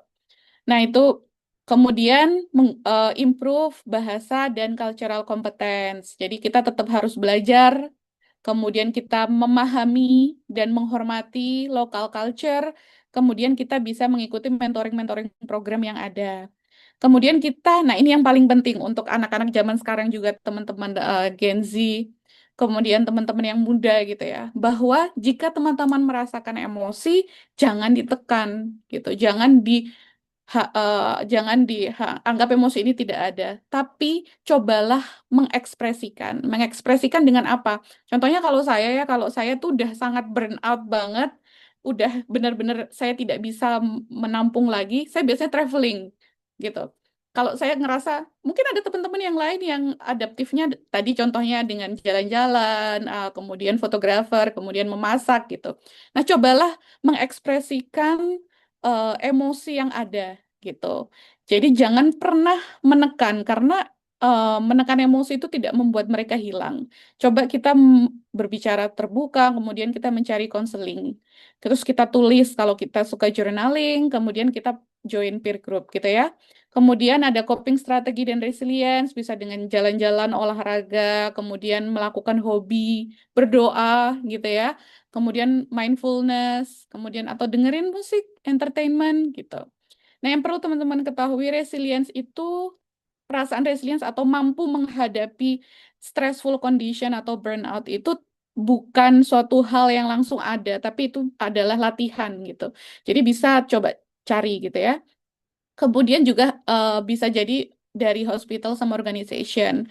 Apa yang bisa lihat bisa jadi mentorship, orientation, anti-bullying system, mental health counseling, fair work role, dan recognition. Jadi kalau misalnya teman-teman mau kerja, dicari tuh, dilihat kira-kira hospital itu mereka punya ini nggak sih, punya bantuan nggak sih untuk mengatasi mental health gitu. Nah, semakin ada fasilitas seperti itu, pendampingan, kemudian konseling, itu semakin bagus gitu ya, jika punya kesempatan untuk melihat. Nah, selanjutnya, yang ini yang harus kita ketahui bahwa kita harus memaintain identitas, kemudian budaya, dan spiritualitas kita kemanapun kita pergi, karena itu yang kita punya, itu penguat gitu ya. Jadi kita stay connected dengan tradisi kita sebagai orang Indonesia, kemudian komunitas spiritual, dan selalu ingat alasan kenapa kita pergi, gitu ya. Jadi kita selalu mencari personal reason, gitu. Jadi itu yang harus disampaikan bahwa memang kita harus menyiapkan emotional preparedness ya. Jadi nggak hanya diajari bagaimana cara merawat pasien, tapi juga mempersiapkan hati kita ya sebelum kita melihat apa namanya bekerja di luar negeri gitu ya. Jadi ini untuk wrap up. Jadi prepare your mind as carefully as your passport gitu. Jadi jangan hanya terlalu fokus dengan paperwork, pasport, tes ini, tapi prepare inner kita dengan baik. Kita bisa mulai dengan membangun social network, kemudian belajar language dan culture, kemudian ekspresikan emosi kita, jangan kita tekan, dan yang terakhir adalah tetap jaga identitas kita dan semangat kita. Itulah hal-hal yang seperti ini mungkin sudah dilewati oleh 3 pembicara kita, makanya mereka sangat adaptif, mereka sangat happy di sana gitu. Jadi nanti harapannya jika ada teman-teman yang mau berangkat gitu ya, teman-teman tahu dan teman-teman bisa seadaptif senior-senior kita yang sudah lebih dulu di sana. Baik, itu tadi informasi yang bisa saya sharing. Terima kasih atas waktu yang diberikan kepada saya. Terima kasih. Wassalamualaikum warahmatullahi wabarakatuh. Waalaikumsalam. Oke, terima kasih banyak ya Nurse Aisyah ya atas sharingnya. Ini poinnya adalah mempersiapkan diri ya secara mental dan emosional di sini ya untuk bisa menjadi seorang penjelajah ya keluar dari ya dalam artian tidak hanya di Indonesia saja tapi keluar negeri di sana ya. Jadi menarik sekali ya. Terima kasih banyak ya kepada Nurse Aisyah. Selanjutnya kita masuk ke momen yang sebenarnya sangat ditunggu-tunggu yaitu mengenai diskusi dan tanya jawab dengan keempat narasumber kita, 4 pembicara kita. Waktu kita melakukan pendaftaran itu ada kolom pertanyaan di sana. Jadi nanti saya akan merangkum beberapa pertanyaan yang kemudian akan saya ajukan kepada para pembicara sekalian di sini ya. Oke, kemudian sambil menunggu dari peserta-peserta yang ada di sini ya, kalau ada pertanyaan seperti itu, kalau ada hal yang mungkin mau didiskusikan atau ditanyakan ya, baik secara langsung atau kalau malu-malu silakan melalui chat ya, bisa nanti akan saya dengan senang hati saya akan bacakan dan akan saya sampaikan. Oke, kita mulai dulu dengan pertanyaan yang pertama, ya ini yang banyak ditanyakan oleh peserta-peserta kita ini adalah bagaimana sih memulai memulainya ya. Ini saya akan tanyakan langsung kepada ya 4 pembicara kita di sini. Memulainya ini bagaimana kayak gitu, langkah awal gitu supaya kita bisa ya, pergi ke luar negeri ya. Kita sebagai perawat, kemudian kita mau berprofesi sebagai perawat juga gitu di luar negeri. Mengawalinya itu seperti apa begitu? Mungkin dari Kak Dewi dulu. Kalau untuk ya Kak Dewi, kalau untuk memulai gitu ya, kalau kita mau menjadi perawat di luar negeri di Denmark seperti itu, kita mulainya dari mana ini? Apakah ada agen mungkin seperti itu, atau kita langsung mungkin apakah bisa menghubungi Kak Dewi begitu untuk bekerja langsung begitu, atau bagaimana? Silakan Kak Dewi. Baik, terima kasih. Saat ini saya pernah tanya ke KBRI, apakah pemerintah Indonesia melakukan kerjasama dengan Denmark, dan pihak KBRI mengatakan bahwa Denmark tidak mau bekerja sama dengan Indonesia. Denmark memilih negara India. Aku tidak mengerti kenapa mereka memilih India dan Filipina. Filipina ini sangat famous di seluruh dunia ya. Saya pernah tinggal di Greenland selama 3 tahun di sana, dan saya sendirian orang Indonesia, saya tidak punya teman orang Indonesia, dan di sana itu perawat-perawatnya berasal dari Filipina. Di Denmark ini cuma saya sendiri orang Indonesia yang lulusan Indonesia ya. Saya ada kenal satu orang Indonesia yang bekerja juga sebagai nurse, bachelor nurse, tapi dia lulusan dari Denmark. Dan ketika saya tanya orang KBRI mengatakan di laporan mereka memang cuma saya yang lulusan Indonesia. Mungkin itu yang membuat pemerintah Denmark ragu. Kayaknya lulusan kamu itu nggak kompetitif gitu, nggak bisa kami pakai. Sehingga mereka lebih memilih komunitas Filipina, dan akhirnya Filipina membentuk organisasi di sini sehingga mereka bekerja sama dengan baik. Pemerintah Denmark datang ke Filipina, belajar sistem perawatan di Filipina seperti apa, dan mereka membuat program G2G, government to government. Kalau Jerman ada programnya. Jadi bagi adik-adik di sini yang interest untuk bekerja di Eropa, itu ada programnya G2G, government to government antara Indonesia dengan Jerman. Sayang sekali memang tidak ada dengan Denmark. Walaupun Denmark ini negaranya sangat kecil, tapi mereka sangat-sangat selektif untuk memilih siapa orang-orang yang bekerja di negaranya. Jerman, seperti yang aku bilang tadi, kursusnya banyak bertebaran di Indonesia. Jadi apa yang perlu dipersiapkan adalah gini, pertanyaannya, aku mau bekerja di mana? Gitu. Ilmu yang kupunya ini mau aku bagi di mana? Di negaraku kah? Kalau kamu berpikir seperti itu, go ahead gitu. Saya sudah pernah 10 tahun di pemerintah, dan saya tidak happy di bagian seperti yang tadi Ibu PhD jabarkan. Ya, saya dulu berpikir, saya pernah dikirim ke Swedia untuk 6 bulan sekolah di sana gitu. Ketika saya kembali lagi ke kampung, saya sangat, saya mau bagikan ilmu saya, tapi tidak ada yang kasih saya penghargaan gitu. Sepertinya ilmu saya itu dikacangin gitu. Jadi saya pikir, ya banyaklah seperti tahu ya situasi politik kita. Mengapa banyak orang-orang pintar Indonesia itu keluar, karena kita tidak dihargai di negara kita sendiri.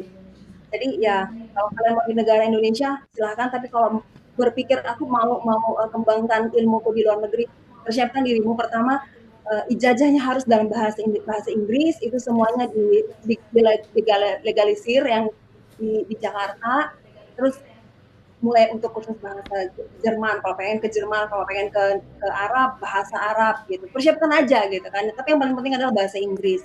Bahasa Inggrisnya harus jago, terus yang kedua bahasa Jerman. Kalau mau ke Denmark juga bisa, tapi masalahnya mau kursus di mana gitu. Kalau saya dulu awalnya memang dari YouTube. Kebetulan saya menikah dengan orang asing, orang Denmark, sehingga itu jalan saya ke sini. Tapi tidak memungkinkan untuk kalian datang ke Denmark dengan cara sendiri, mandiri gitu ya. Persiapkan aja gitu. Habis itu ya udah. Sekarang informasi tersebar luas kok. Bagaimana cara untuk datang ke Jerman. Jadi ya itu sih yang perlu dipersiapkan dulu. Dari ijazahnya dulu, sendiri dulu, terus untuk budaya apa segala itu mengalir aja. Kita orang Indonesia paling gampang kok untuk adaptasi. Orang Indonesia ada kok di mana-mana. Waktu saya di Greenland dulu ya saya kesepian, tapi saya pikir saya harus kuat gitu, saya harus bisa. Akhirnya 3 tahun di Greenland menjadi perawat di sana, ya saya fine-fine aja.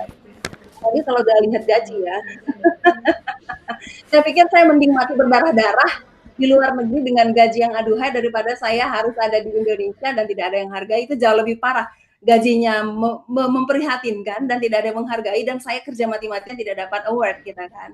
Kalau di Denmark sistemnya seperti ini, saya tuh bekerja 37 jam dalam 1 minggu.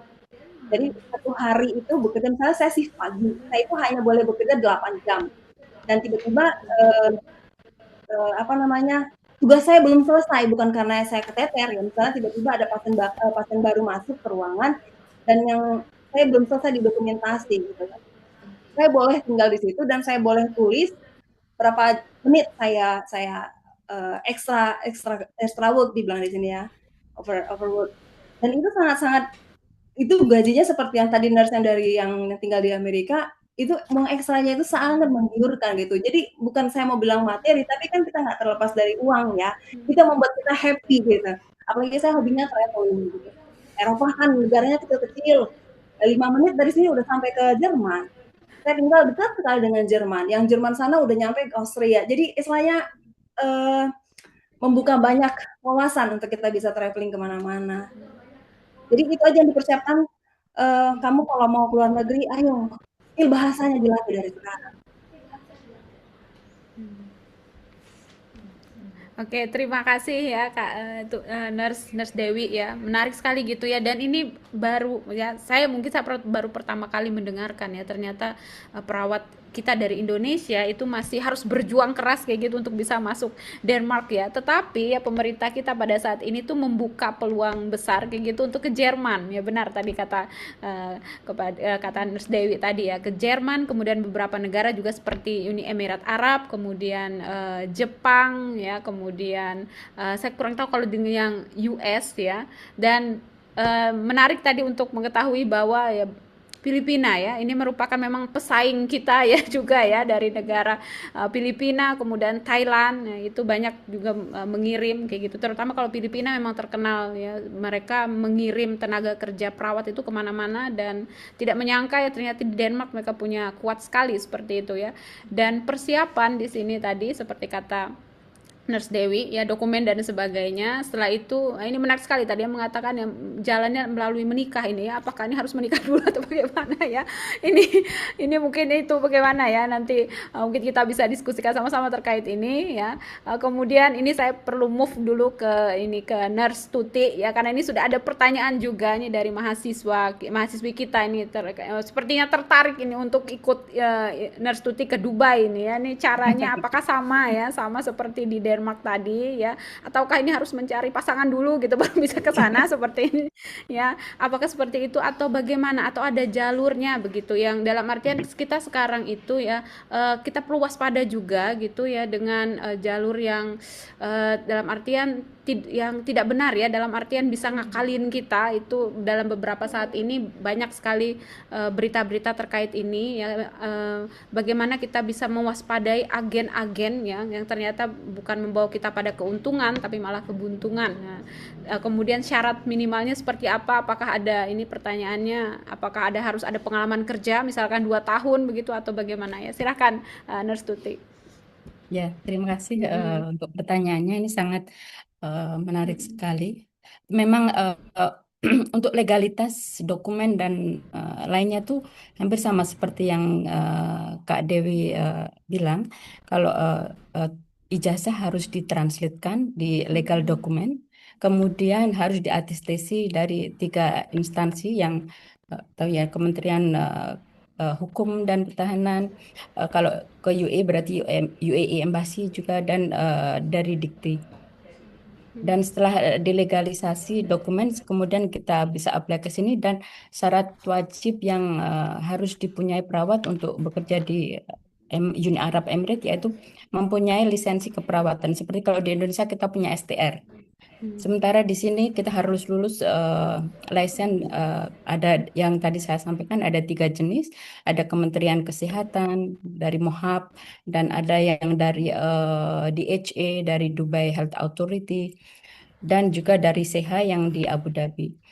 Dan untuk beberapa waktu yang lalu itu sebenarnya dari pihak KBRI di Abu Dhabi itu sudah mempunyai seperti kolaborasi dengan, kebetulan ada salah satu ambulans di sini yang membutuhkan perawat dalam jumlah yang besar pada beberapa tahun yang lalu. Sepertinya lebih dari 300 gitu. Dan mereka preference orang Indonesia dan mereka siap untuk melatih semuanya. Tapi kurang tahu kendala apa yang ada sehingga cuma dari 300 atau mungkin 1000 awalnya jumlah yang mereka butuhkan, kemudian menjadi 300 dan akhirnya pada saat perekrutan hanya 20 dari sekian banyak perawat yang mendaftar. Nah, itu kalau dari Indonesia yang berkolaborasi dengan United Arab Emirates itu ada satu agensi Universitas Binawan atau program Binawan itu menjembatani perawat Indonesia ke UAE. Dan pada saat itu ambulans yang kita tahu Nasional Ambulans mereka merekrut perawat itu untuk ke sini dan difasilitasi segala prosesnya.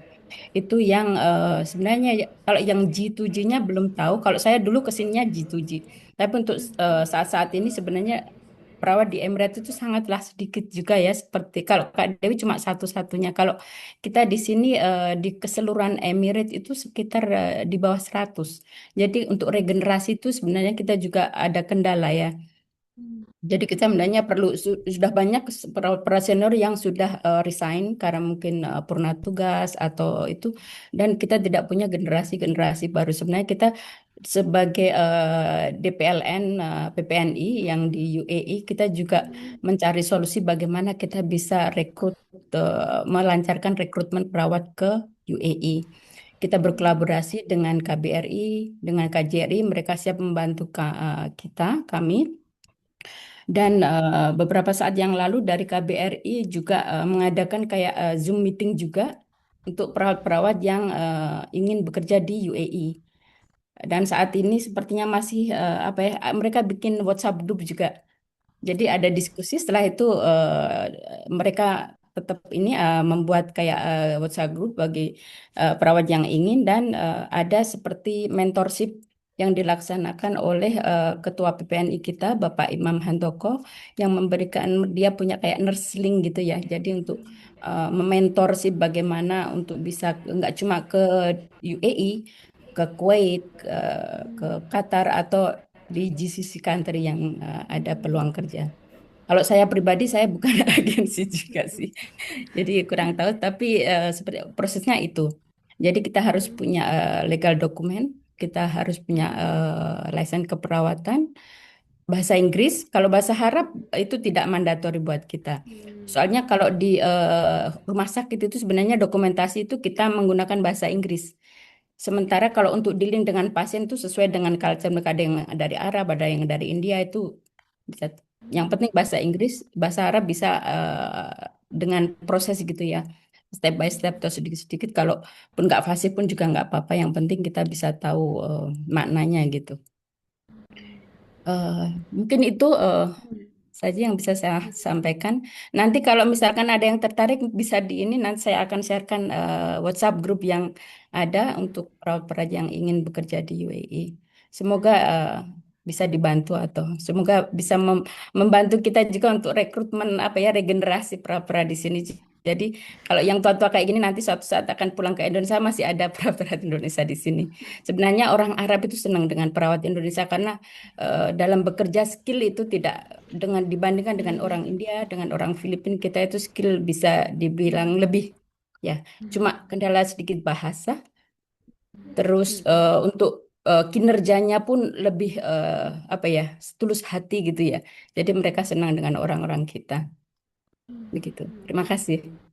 Oke, terima kasih Nurse Tuti ya. Jadi Novi dan rekan-rekan mahasiswa sekalian, ternyata yang saat ini sedang mempersiapkan diri ya untuk berkarir, nih mau kemana, mau di kampung ya, pulang kampung, atau mau memberanikan diri menjelajah ya ke negeri di mana gitu, terutama kalau untuk yang ke Uni Emirat Arab di sini ada jalurnya.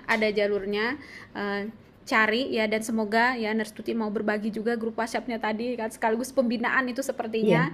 Jadi itu bisa untuk mempersiapkan diri ya. Kemudian tadi yang paling penting di awal tadi disampaikan seleksi administratif ya, tadi untuk yang persyaratan administratif, ijazah artinya harus lulus dulu ya mahasiswa-mahasiswi ya. Ya, harus lulus Dan dulu. juga maaf Kak Maria, kita Ya, juga perlu ini 2 tahun paling enggak ya, 2 tahun pengalaman kerja sepertinya. pengalaman kerja. Iya, Oke. perlu. Dan kita bisa Betul. apply juga kadang-kadang di LinkedIn itu juga banyak ya perawat-perawat, kebutuhan perawat gitu sudah banyak sekali. Jadi mungkin mahasiswa-mahasiswa bisa buka LinkedIn dan cari deh itu link-linknya yang job seeker gitu kan. Itu juga salah satu jembatan juga untuk bisa keluar Betul, negeri. betul. Betul, dan perlu digarisbawahi di sini seperti kata Nurse Tuti tadi ya, pengalaman minimal 2 tahun ya di lapangan. Jadi ini habis lulus ya, jangan itu dulu ya. Cari pekerjaan yang harus punya itu modal utama ya, sambil mempersiapkan administrasi tadi ya, terutama tadi yang menjadi kendala terkait bahasa katanya tadi ya, bahasa, mempersiapkan diri. Kalau sudah niat ya, percaya pasti ada jalan begitu ya. Begitu Ya ya betul. Nurse Tuti There is ya. a will, there is a way kita bilang, yaitu motivasi saya dari awal. Kalau ada kemauan pasti insya Allah ada jalan. Betul, betul. Terima kasih Nurse Tuti ya. Dan juga di sini ada pesan dari Ruanita tadi ya, kalau misalnya tidak bisa ke Jerman, kalau tidak bisa ke Denmark, kita ke Jerman ya. Di sini ada ini ya, ada tawaran kepada rekan-rekan sekalian nanti ya, tetap bergabung di grup kita. Di sini nanti akan ada kegiatan workshop daring bersama dosen keperawatan dan PhD student di Jerman tentang ya bagaimana peluang bekerja ya sebagai profesional, sebagai perawat ya di Jerman ya. Jadi nanti akan dilakukan. Ya Kak Dewi. Itu di kelas aku. Oh, nah luar biasa sekali ya ini ya. Ya ternyata. Orang Jerman, makanya dia di Jerman. Tapi sekarang dia udah ya luar biasa karirnya. Emang orangnya pinter sih, selalu curious gitu ya tentang sesuatu. Makanya dia sekolah-sekolah lah. Kalau saya itu lebih suka sekarang ke bisnis. Jadi nurse is main job gitu kan, istilahnya sesuatu yang nggak bisa lagi dicabut dari nyawa. I'm a nurse gitu kan. Tapi sekarang saya sudah mendaftarkan bisnis saya di Denmark. Saya wedding agency di sini. Saya menangani banyak sekali pasangan-pasangan internasional dari iklan dari seluruh dunia datang ke Denmark dan saya fotoin. Saya bantu urusan dokumen, terus saya fotoin. Jadi sesuatu yang saya full time di rumah sakit. Jadi istilahnya di rumah sakit saya fokus hanya ngurusin pasien, tapi di luar itu saya punya kehidupan yang lain. Itu tadi saya bilang di awal, work-life balance di Denmark itu sangat-sangat sehat gitu. Mungkin itu yang membuat dulu ya, sekarang kan nomor 1 Finland, tapi orang Finland sendiri ketawa, apa sih gitu, negara terbahagia di dunia. Sistemnya sih yang oke. Nomor 2 itu sekarang kan Denmark ya. Jadi sistemnya itu sangat-sangat bagus di Denmark. Misalnya gini, kita bekerja cuma 37 jam seminggu. Misalnya saya kerja dari jam 7 sampai jam 3. Jam 3 pimpinan tidak boleh bilang, "Dew, kamu tinggal ya, ada pasien yang mau masuk." Itu nggak bisa. Saya harus jam 3 gitu. Misalnya kerjaan saya mau tinggalkan juga boleh gitu. Tapi kadang-kadang saya udah deh saya siapin aja gitu. Toh saya tinggal, saya bisa tulis extra work-nya jam berapa jam gitu kan. Saya mikirnya tapi kalau orang Denmark sendiri enggak. Jam 3 pulang, terus dia langsung alihkan ke jaga sore, ini ada pekerjaan saya yang belum selesai, lanjutkan gitu.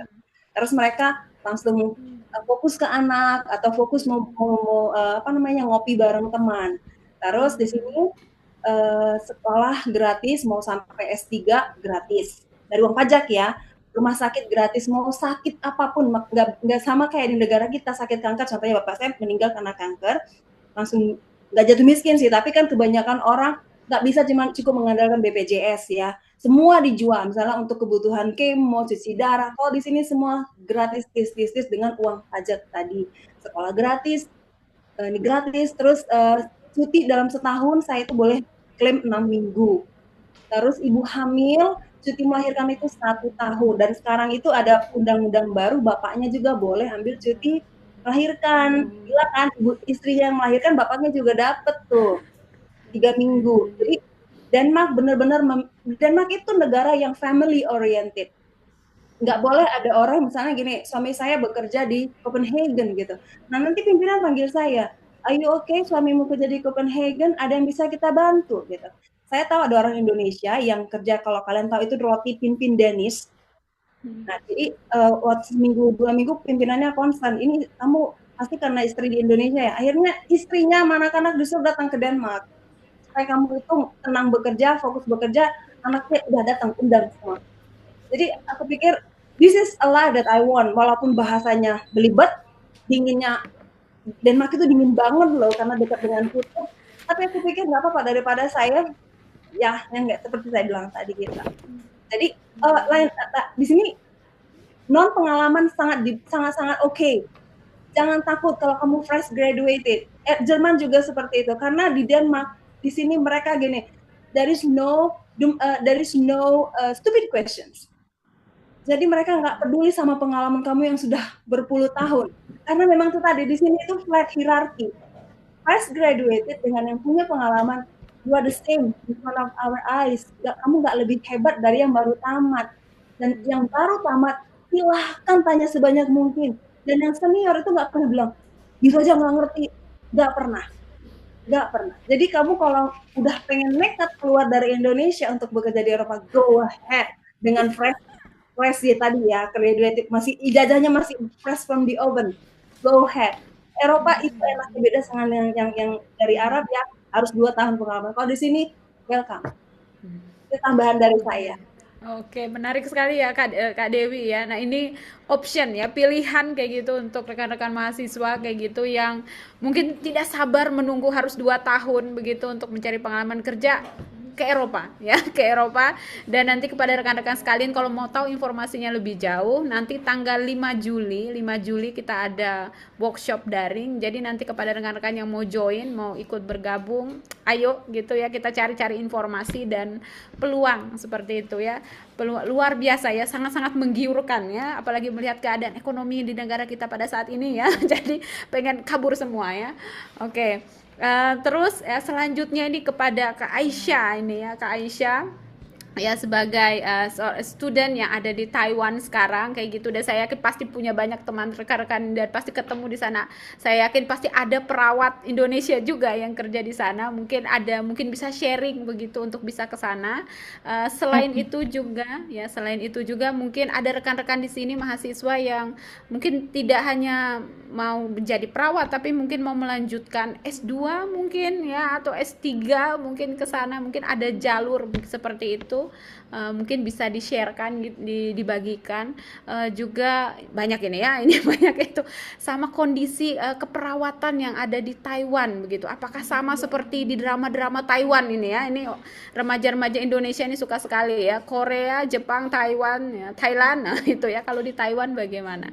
Silakan Kak Aisyah. Oke, terima kasih banyak Kak Maria. Jadi tadi udah sharing ya, sayangnya kalau untuk di keperawatan saat ini kami masih belum calling for migrant nurses. Jadi memang belum menerima perawat dari luar negeri. Jadi semua perawat yang bekerja, perawat profesional di sini, semuanya memang orang lokal. Mungkin nanti di kemudian hari ya, karena memang birth rate di sini kan cukup rendah ya gitu. Jadi nanti mungkin akan ada opportunity untuk perawat ke sini. Cuman sekarang banyaknya teman-teman ke sini itu mereka lebih ke caregiver. Jadi sebenarnya untuk caregiver sendiri tidak mewajibkan untuk lulusan perawat. Jadi siapapun bisa menjadi caregiver. Tapi kan kalau misalnya kita sudah S1-nya keperawatan kemudian menjadi caregiver, sebenarnya itu de-skilling. Jadi bukan upskilling gitu. Jadi memang belum ada jalur resminya untuk menjadi perawat di Taiwan. Yang paling dekat dari sini di Jepang. Itu ada program G2G-nya. Itu untuk sebenarnya kalau untuk Taiwan sendiri, Taiwan ini negara yang sangat kecil, tapi bisa dibilang bahwa healthcare system kita memang healthcare yang termasuk yang terbaik di dunia gitu ya. Jadi dari segi fasilitas, kemudian dari segi insurance itu bagus banget. Makanya untuk adik-adik yang memang tadi misal contohnya pengen ke sini untuk kuliah gitu ya, khususnya kesehatan, itu sangat bagus sekali karena kita bisa belajar langsung ke klinis gitu ya, belajar langsung melihat bagaimana healthcare system di Taiwan itu bekerja. Saya di sini dari S2 kemudian lanjut S3. Jadi banyak sekali melihat program-program pemerintah, banyak sekali merasakan manfaat-manfaat yang diberikan oleh pemerintah gitu ya. Jadi di sini tuh contoh kecilnya aja kita punya BPJS gitu. Dan klinik itu ada di mana-mana dan klinik itu tidak dimiliki oleh dokter general practitioner, tidak dimiliki oleh dokter umum, tapi dimiliki oleh dokter spesialis. Dan itu kita bisa kemana saja klinik tanpa sistem rujukan, kapanpun kita mau, dan kita sistemnya co-payment. Jadi tidak 100% gratis, tapi kita hanya membayar administrasi sekitar 100.000 saja kalau dirupiahkan dalam bahasa dirupiahkan gitu ya. Jadi memang sangat nyaman sekali untuk healthcare system di Taiwan. Kemudian untuk teman-teman atau adik-adik yang pengen kuliah di S2 di Taiwan, ini kayak underrated saya bilang, karena saat itu em, tidak banyak yang tahu bahwa ada kesempatan untuk kuliah di Taiwan. Tidak banyak yang tahu bahwa banyak sekali beasiswa di Taiwan bertebaran gitu. Dan saya S2 mendapatkan beasiswa dari kampus. Saya mendapatkan free tuition fee, jadi tidak perlu membayar SPP. Dan saya mendapatkan uang bulanan. Jadi untuk S2 uang bulanannya sekitar 10.000 atau sekitar 5 juta rupiah lebih. Kemudian untuk S3 itu bervariasi. Bisa sampai 20 juta per bulan gitu. Dan untuk biaya hidup di Taiwan itu cukup murah sekali gitu ya. Saya sekali makan bisa hanya 35.000 gitu, karena memang saya tinggal di kota yang di selatan, di bagian selatan itu kota yang budaya, jadi bukan di ibu kota. Di ibu kota pun juga yang mahal adalah biaya tempat tinggalnya gitu. Jadi bisa coba-coba dicari, dan di Taiwan itu untuk S2 maupun S3 itu banyak sekali kelas internasional, dan kelas internasional itu menggunakan bahasa Inggris. Nah, lagi-lagi bahasa Inggris kan. Jadi memang mau jadi perawat di luar negeri atau mau kuliah di luar negeri, itu memang yang harus benar-benar disiapkan adalah bahasa, minimal bahasa Inggris gitu. Jadi belajar bahasa Inggris di Taiwan masih banyak sekali kampus yang menerima TOEFL ITP. Jadi tidak hanya IELTS yang harus membayar mahal berjuta-juta, tapi ITP saja ada banyak kampus yang masih menerima. Jadi hanya tes 600.000 gitu, itu bisa disertakan. Dan hanya karena Taiwan masih Asia ya gitu, jadi level bahasanya, requirement bahasanya itu nggak terlalu tinggi. Jadi hanya 550 sudah bisa di S2 dan S3 pakai bahasa Inggris. Dan beasiswa yang sangat menggiurkan itu. Jadi, tapi sekarang lately saya lihat banyak sekali teman-teman yang sharing juga sudahan beasiswa di Taiwan, jadi sudah mulai banyak sekali. Dan orang Indonesia itu merupakan foreigner tertinggi di Taiwan, gitu ya. Jadi orang Indonesia itu jumlah foreigner tertinggi di Taiwan. Jadi banyak sekali kita kemana-mana dengar orang Indonesia ngomong gitu. Jadi begitu yang bisa saya sharing. Jadi kesempatan luar biasa sekali kalau misalnya teman-teman bisa, mungkin kalau masih pengen di Asia yang pengen pulang cepet, kadang homesick kan anaknya nggak bisa jauh dari orang tua, mungkin Taiwan bisa worth to try gitu. Karena masih 5 jam dari Jakarta kalau untuk pesawat direct gitu. Oke. Oke, terima kasih ya Nurse Aisyah ya terkait dengan ya Taiwan ya. Menarik sekali kayak gitu. Tapi memang sayang ya tadi ya downgraded ke caregiver ya.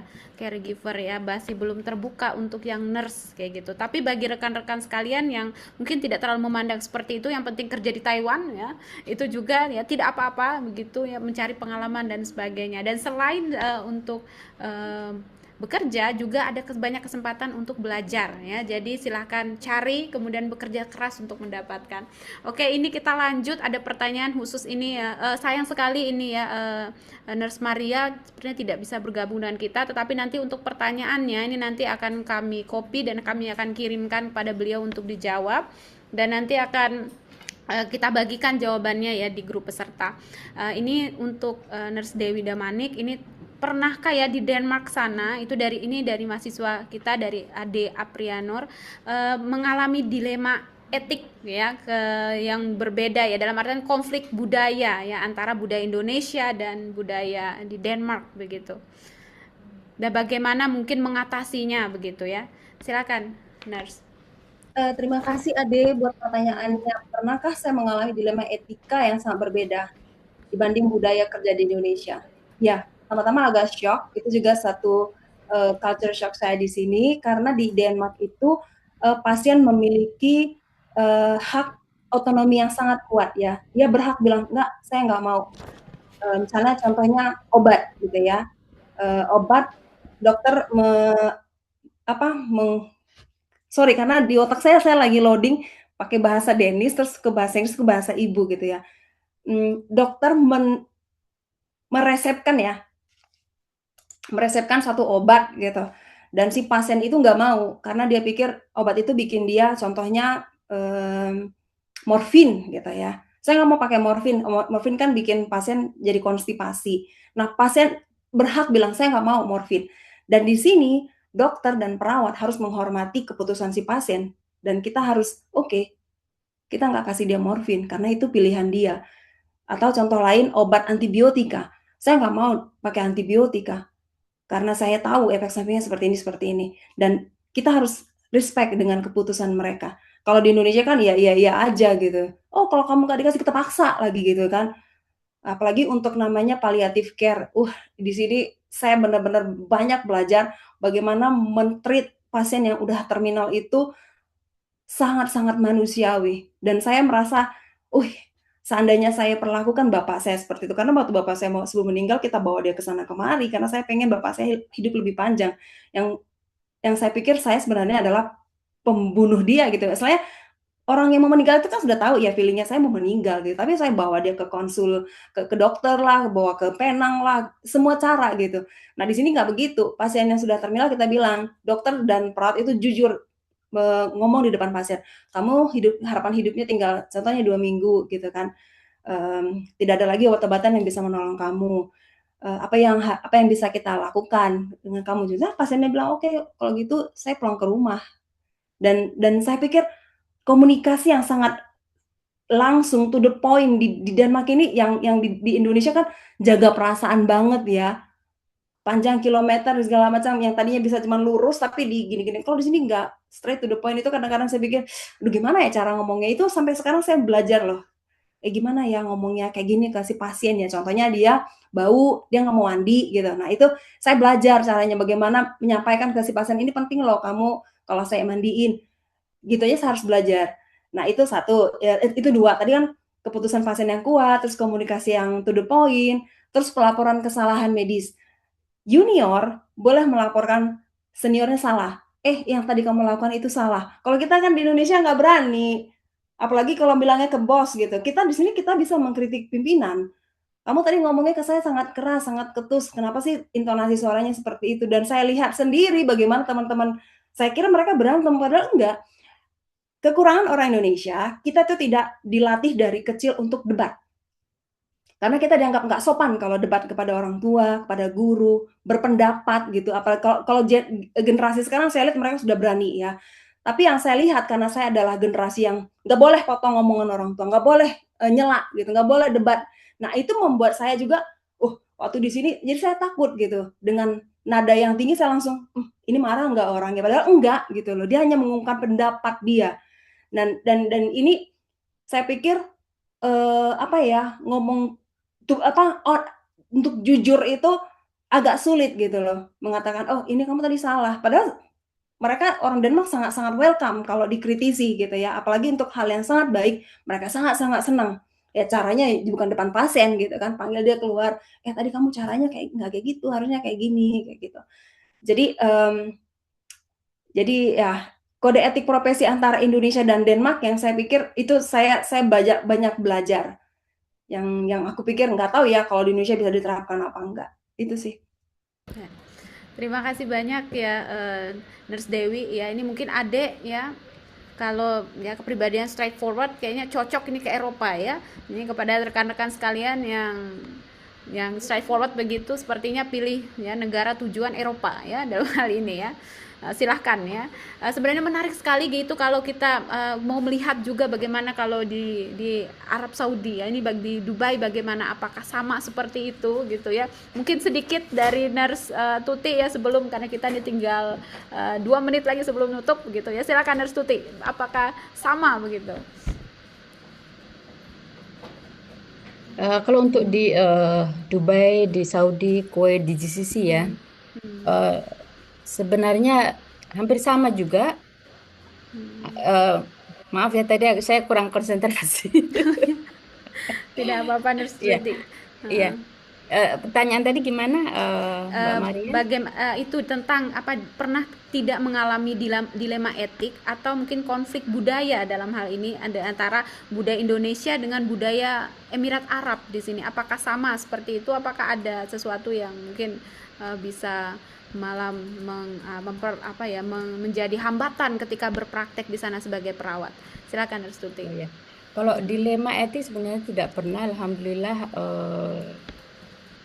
Indonesia, culture Indonesia sebagai Muslim country dan juga Arab, Muslim country itu bisa ya bersamaan gitu ya, hampir sama gitu ya. Justru kebanyakan orang Arab itu senang dengan kinerja orang-orang Indonesia karena pertama mereka Muslim. Yang kedua meskipun mereka juga menerima juga maksudnya care dari yang non Muslim gitu karena di sini juga banyak Filipina, India dan dari negara lain pun juga banyak. Gitu. Jadi tidak ada masalah. Terus tentang budaya kita bisa memahami ya kadang-kadang memang orang Arab agak keras gitu ya. Tapi kita sebagai perawat kita harus berupaya untuk melakukan profesi kita itu secara profesional, jangan diambil secara pribadi gitu. Jadi kalau misalkan pasien kita kayak berulah agak kasar ke kita gitu, kita bisa secara profesional kita meng-calm down gitu ya, seperti deeskalasi ya, atau kita harus ngomongnya lebih sopan. Kalau kita polite, itu sepertinya mereka juga ini juga paham gitu ya, bisa tahu. Dan ini meningkatkan customer satisfaction. Sebenarnya mereka dari pasien-pasien saya binaan, maksudnya pasien binaan-binaan kami yang di komunitas mental health itu, mereka sangat-sangat meskipun dengan pasien dengan kasus yang sangat sulit yang ditangani oleh tim yang lain, setelah join ke kita itu alhamdulillah dengan bagaimana kita interaksi terhadap pasien itu mereka bisa menerima secara baik dan tidak ada komplain gitu ya. Justru lebih sering kita kayak apa ya menutup komplain dari di bagian lain gitu ya. Jadi itu jadi tidak apa-apa sepertinya kita jangan terbawa secara emosi. Yang penting kita harus melakukan tindak perawatan kita secara profesional dalam apa ya menjelaskan kepada keluarga pasien kepada pasien itu dengan sepertinya kalau kita lebih empati atau apa itu mereka akan mengerti dan akan lebih paham dan tidak akan membuat masalah atau membuat komplain semakin besar gitu ya. Itu pengalaman saya. Oke. Terima kasih Nurse Tuti ya, terima kasih banyak ya. Ternyata menarik sekali untuk melihat ya, melihat dan mendengarkan pengalaman dari rekan-rekan ya, nurse kita yang bekerja di luar negeri ya, dari Dubai, kemudian di Dubai, Uni Emirat Arab, dari Denmark dan juga dari Amerika Serikat ya, kemudian dari Taiwan juga. Ternyata menarik sekali, begitu sayang sekali kita dibatasi oleh waktu, dan seperti ada banyak sekali saran masuk ke kita kayak gitu untuk mengadakan pertemuan selanjutnya nih ya, yang lebih komprehensif lagi, lebih dalam lagi untuk untuk semakin mendalami topik ini terkait dengan peluang bekerja di luar negeri, terkait dengan mencari ya hidup yang lebih baik di luar negeri, dan bagaimana bisa sampai ke sana seperti itu. Bagaimana masih banyak juga pertanyaan-pertanyaan terkait dengan perlindungan hak ya, dan bagaimana beradaptasi dan sebagainya. Tetapi ya waktu memisahkan kita, tetapi tenang saja rekan-rekan sekalian, pertanyaan-pertanyaan ini sudah kami kumpulkan, dan nanti kepada para pembicara sekalian mohon izin nanti kami mungkin akan mengirimkan pertanyaan-pertanyaan tersebut dan minta tolong nanti untuk dijawab kayak gitu, supaya bisa kita bagikan jawabannya dengan rekan-rekan kita di sini ya. Oke, saya rasa kita sudah sampai pada penghujung acara. Di sini saya mengucapkan banyak sekali terima kasih ya kepada para pembicara kita, kepada Nurse Dewi dari Denmark, kemudian Nurse Tuti dari Uni Emirat Arab, kemudian dari Nurse Aisyah yang ada di Taiwan sekarang ya, semangat untuk menyelesaikan PhD-nya gitu ya. Kemudian juga untuk Nurse Maria yang juga sudah ikut bergabung, sayang sekali tidak bisa ikut bergabung dengan kita dalam diskusi. Juga kepada para undangan kita, kepada Nurse Sutikno ya, terima kasih sudah sangat setia begitu bersamai kita di sini. Kemudian juga kepada Ibu Cecilia dari Ruanita yang juga sangat setia gitu membersamai kita di sini, juga kepada Ibu Lucia Andi dari Institut Kesehatan Suaka Insan, kepada rekan-rekan ya, para peserta seminar pada hari ini luar biasa sekali ya, bertahan di angka 60 ya, 60 akun di sini ya. Jadi terima kasih banyak atas partisipasinya. Ada banyak sekali yang bisa kita tangkap dari kegiatan ini. Setiap negara itu memiliki tantangannya masing-masing dan juga syarat untuk bekerja di sana juga ada masing-masing ya. Tapi tantangan itu sebenarnya adalah peluang. Jadi rekan-rekan sekalian jangan takut untuk melangkah. Tadi sudah disampaikan oleh para pembicara kita, jangan takut untuk melangkah, jangan takut untuk mencoba ya. Perawat Indonesia bisa ya, bisa untuk berkarir dan berkarya di luar negeri dan memberikan sumbangan kepada masyarakat global ya. Demikian acara kita pada hari ini. Terima kasih banyak untuk semuanya. Saya Maria Frani Ayu Andari Dias dan juga Ruanita di sini mengucapkan banyak terima kasih kepada rekan-rekan sekalian, partisipasinya dari BEM ya, Badan Eksekutif Mahasiswa, mahasiswa-mahasiswi ya, hidup mahasiswa. Kita buat lagi ya acara seperti ini bersama Ruanita. Dan ya, pesan sponsor terakhir ya, nanti akan ada event lagi ya, jadi stay tune, tetap itu kita dan ikuti acara ini ya. Kita punya banyak sekali kesempatan untuk berkarir sebagai perawat. Jangan takut ya, jangan takut dan tetap semangat. Terima kasih semuanya, selamat sore.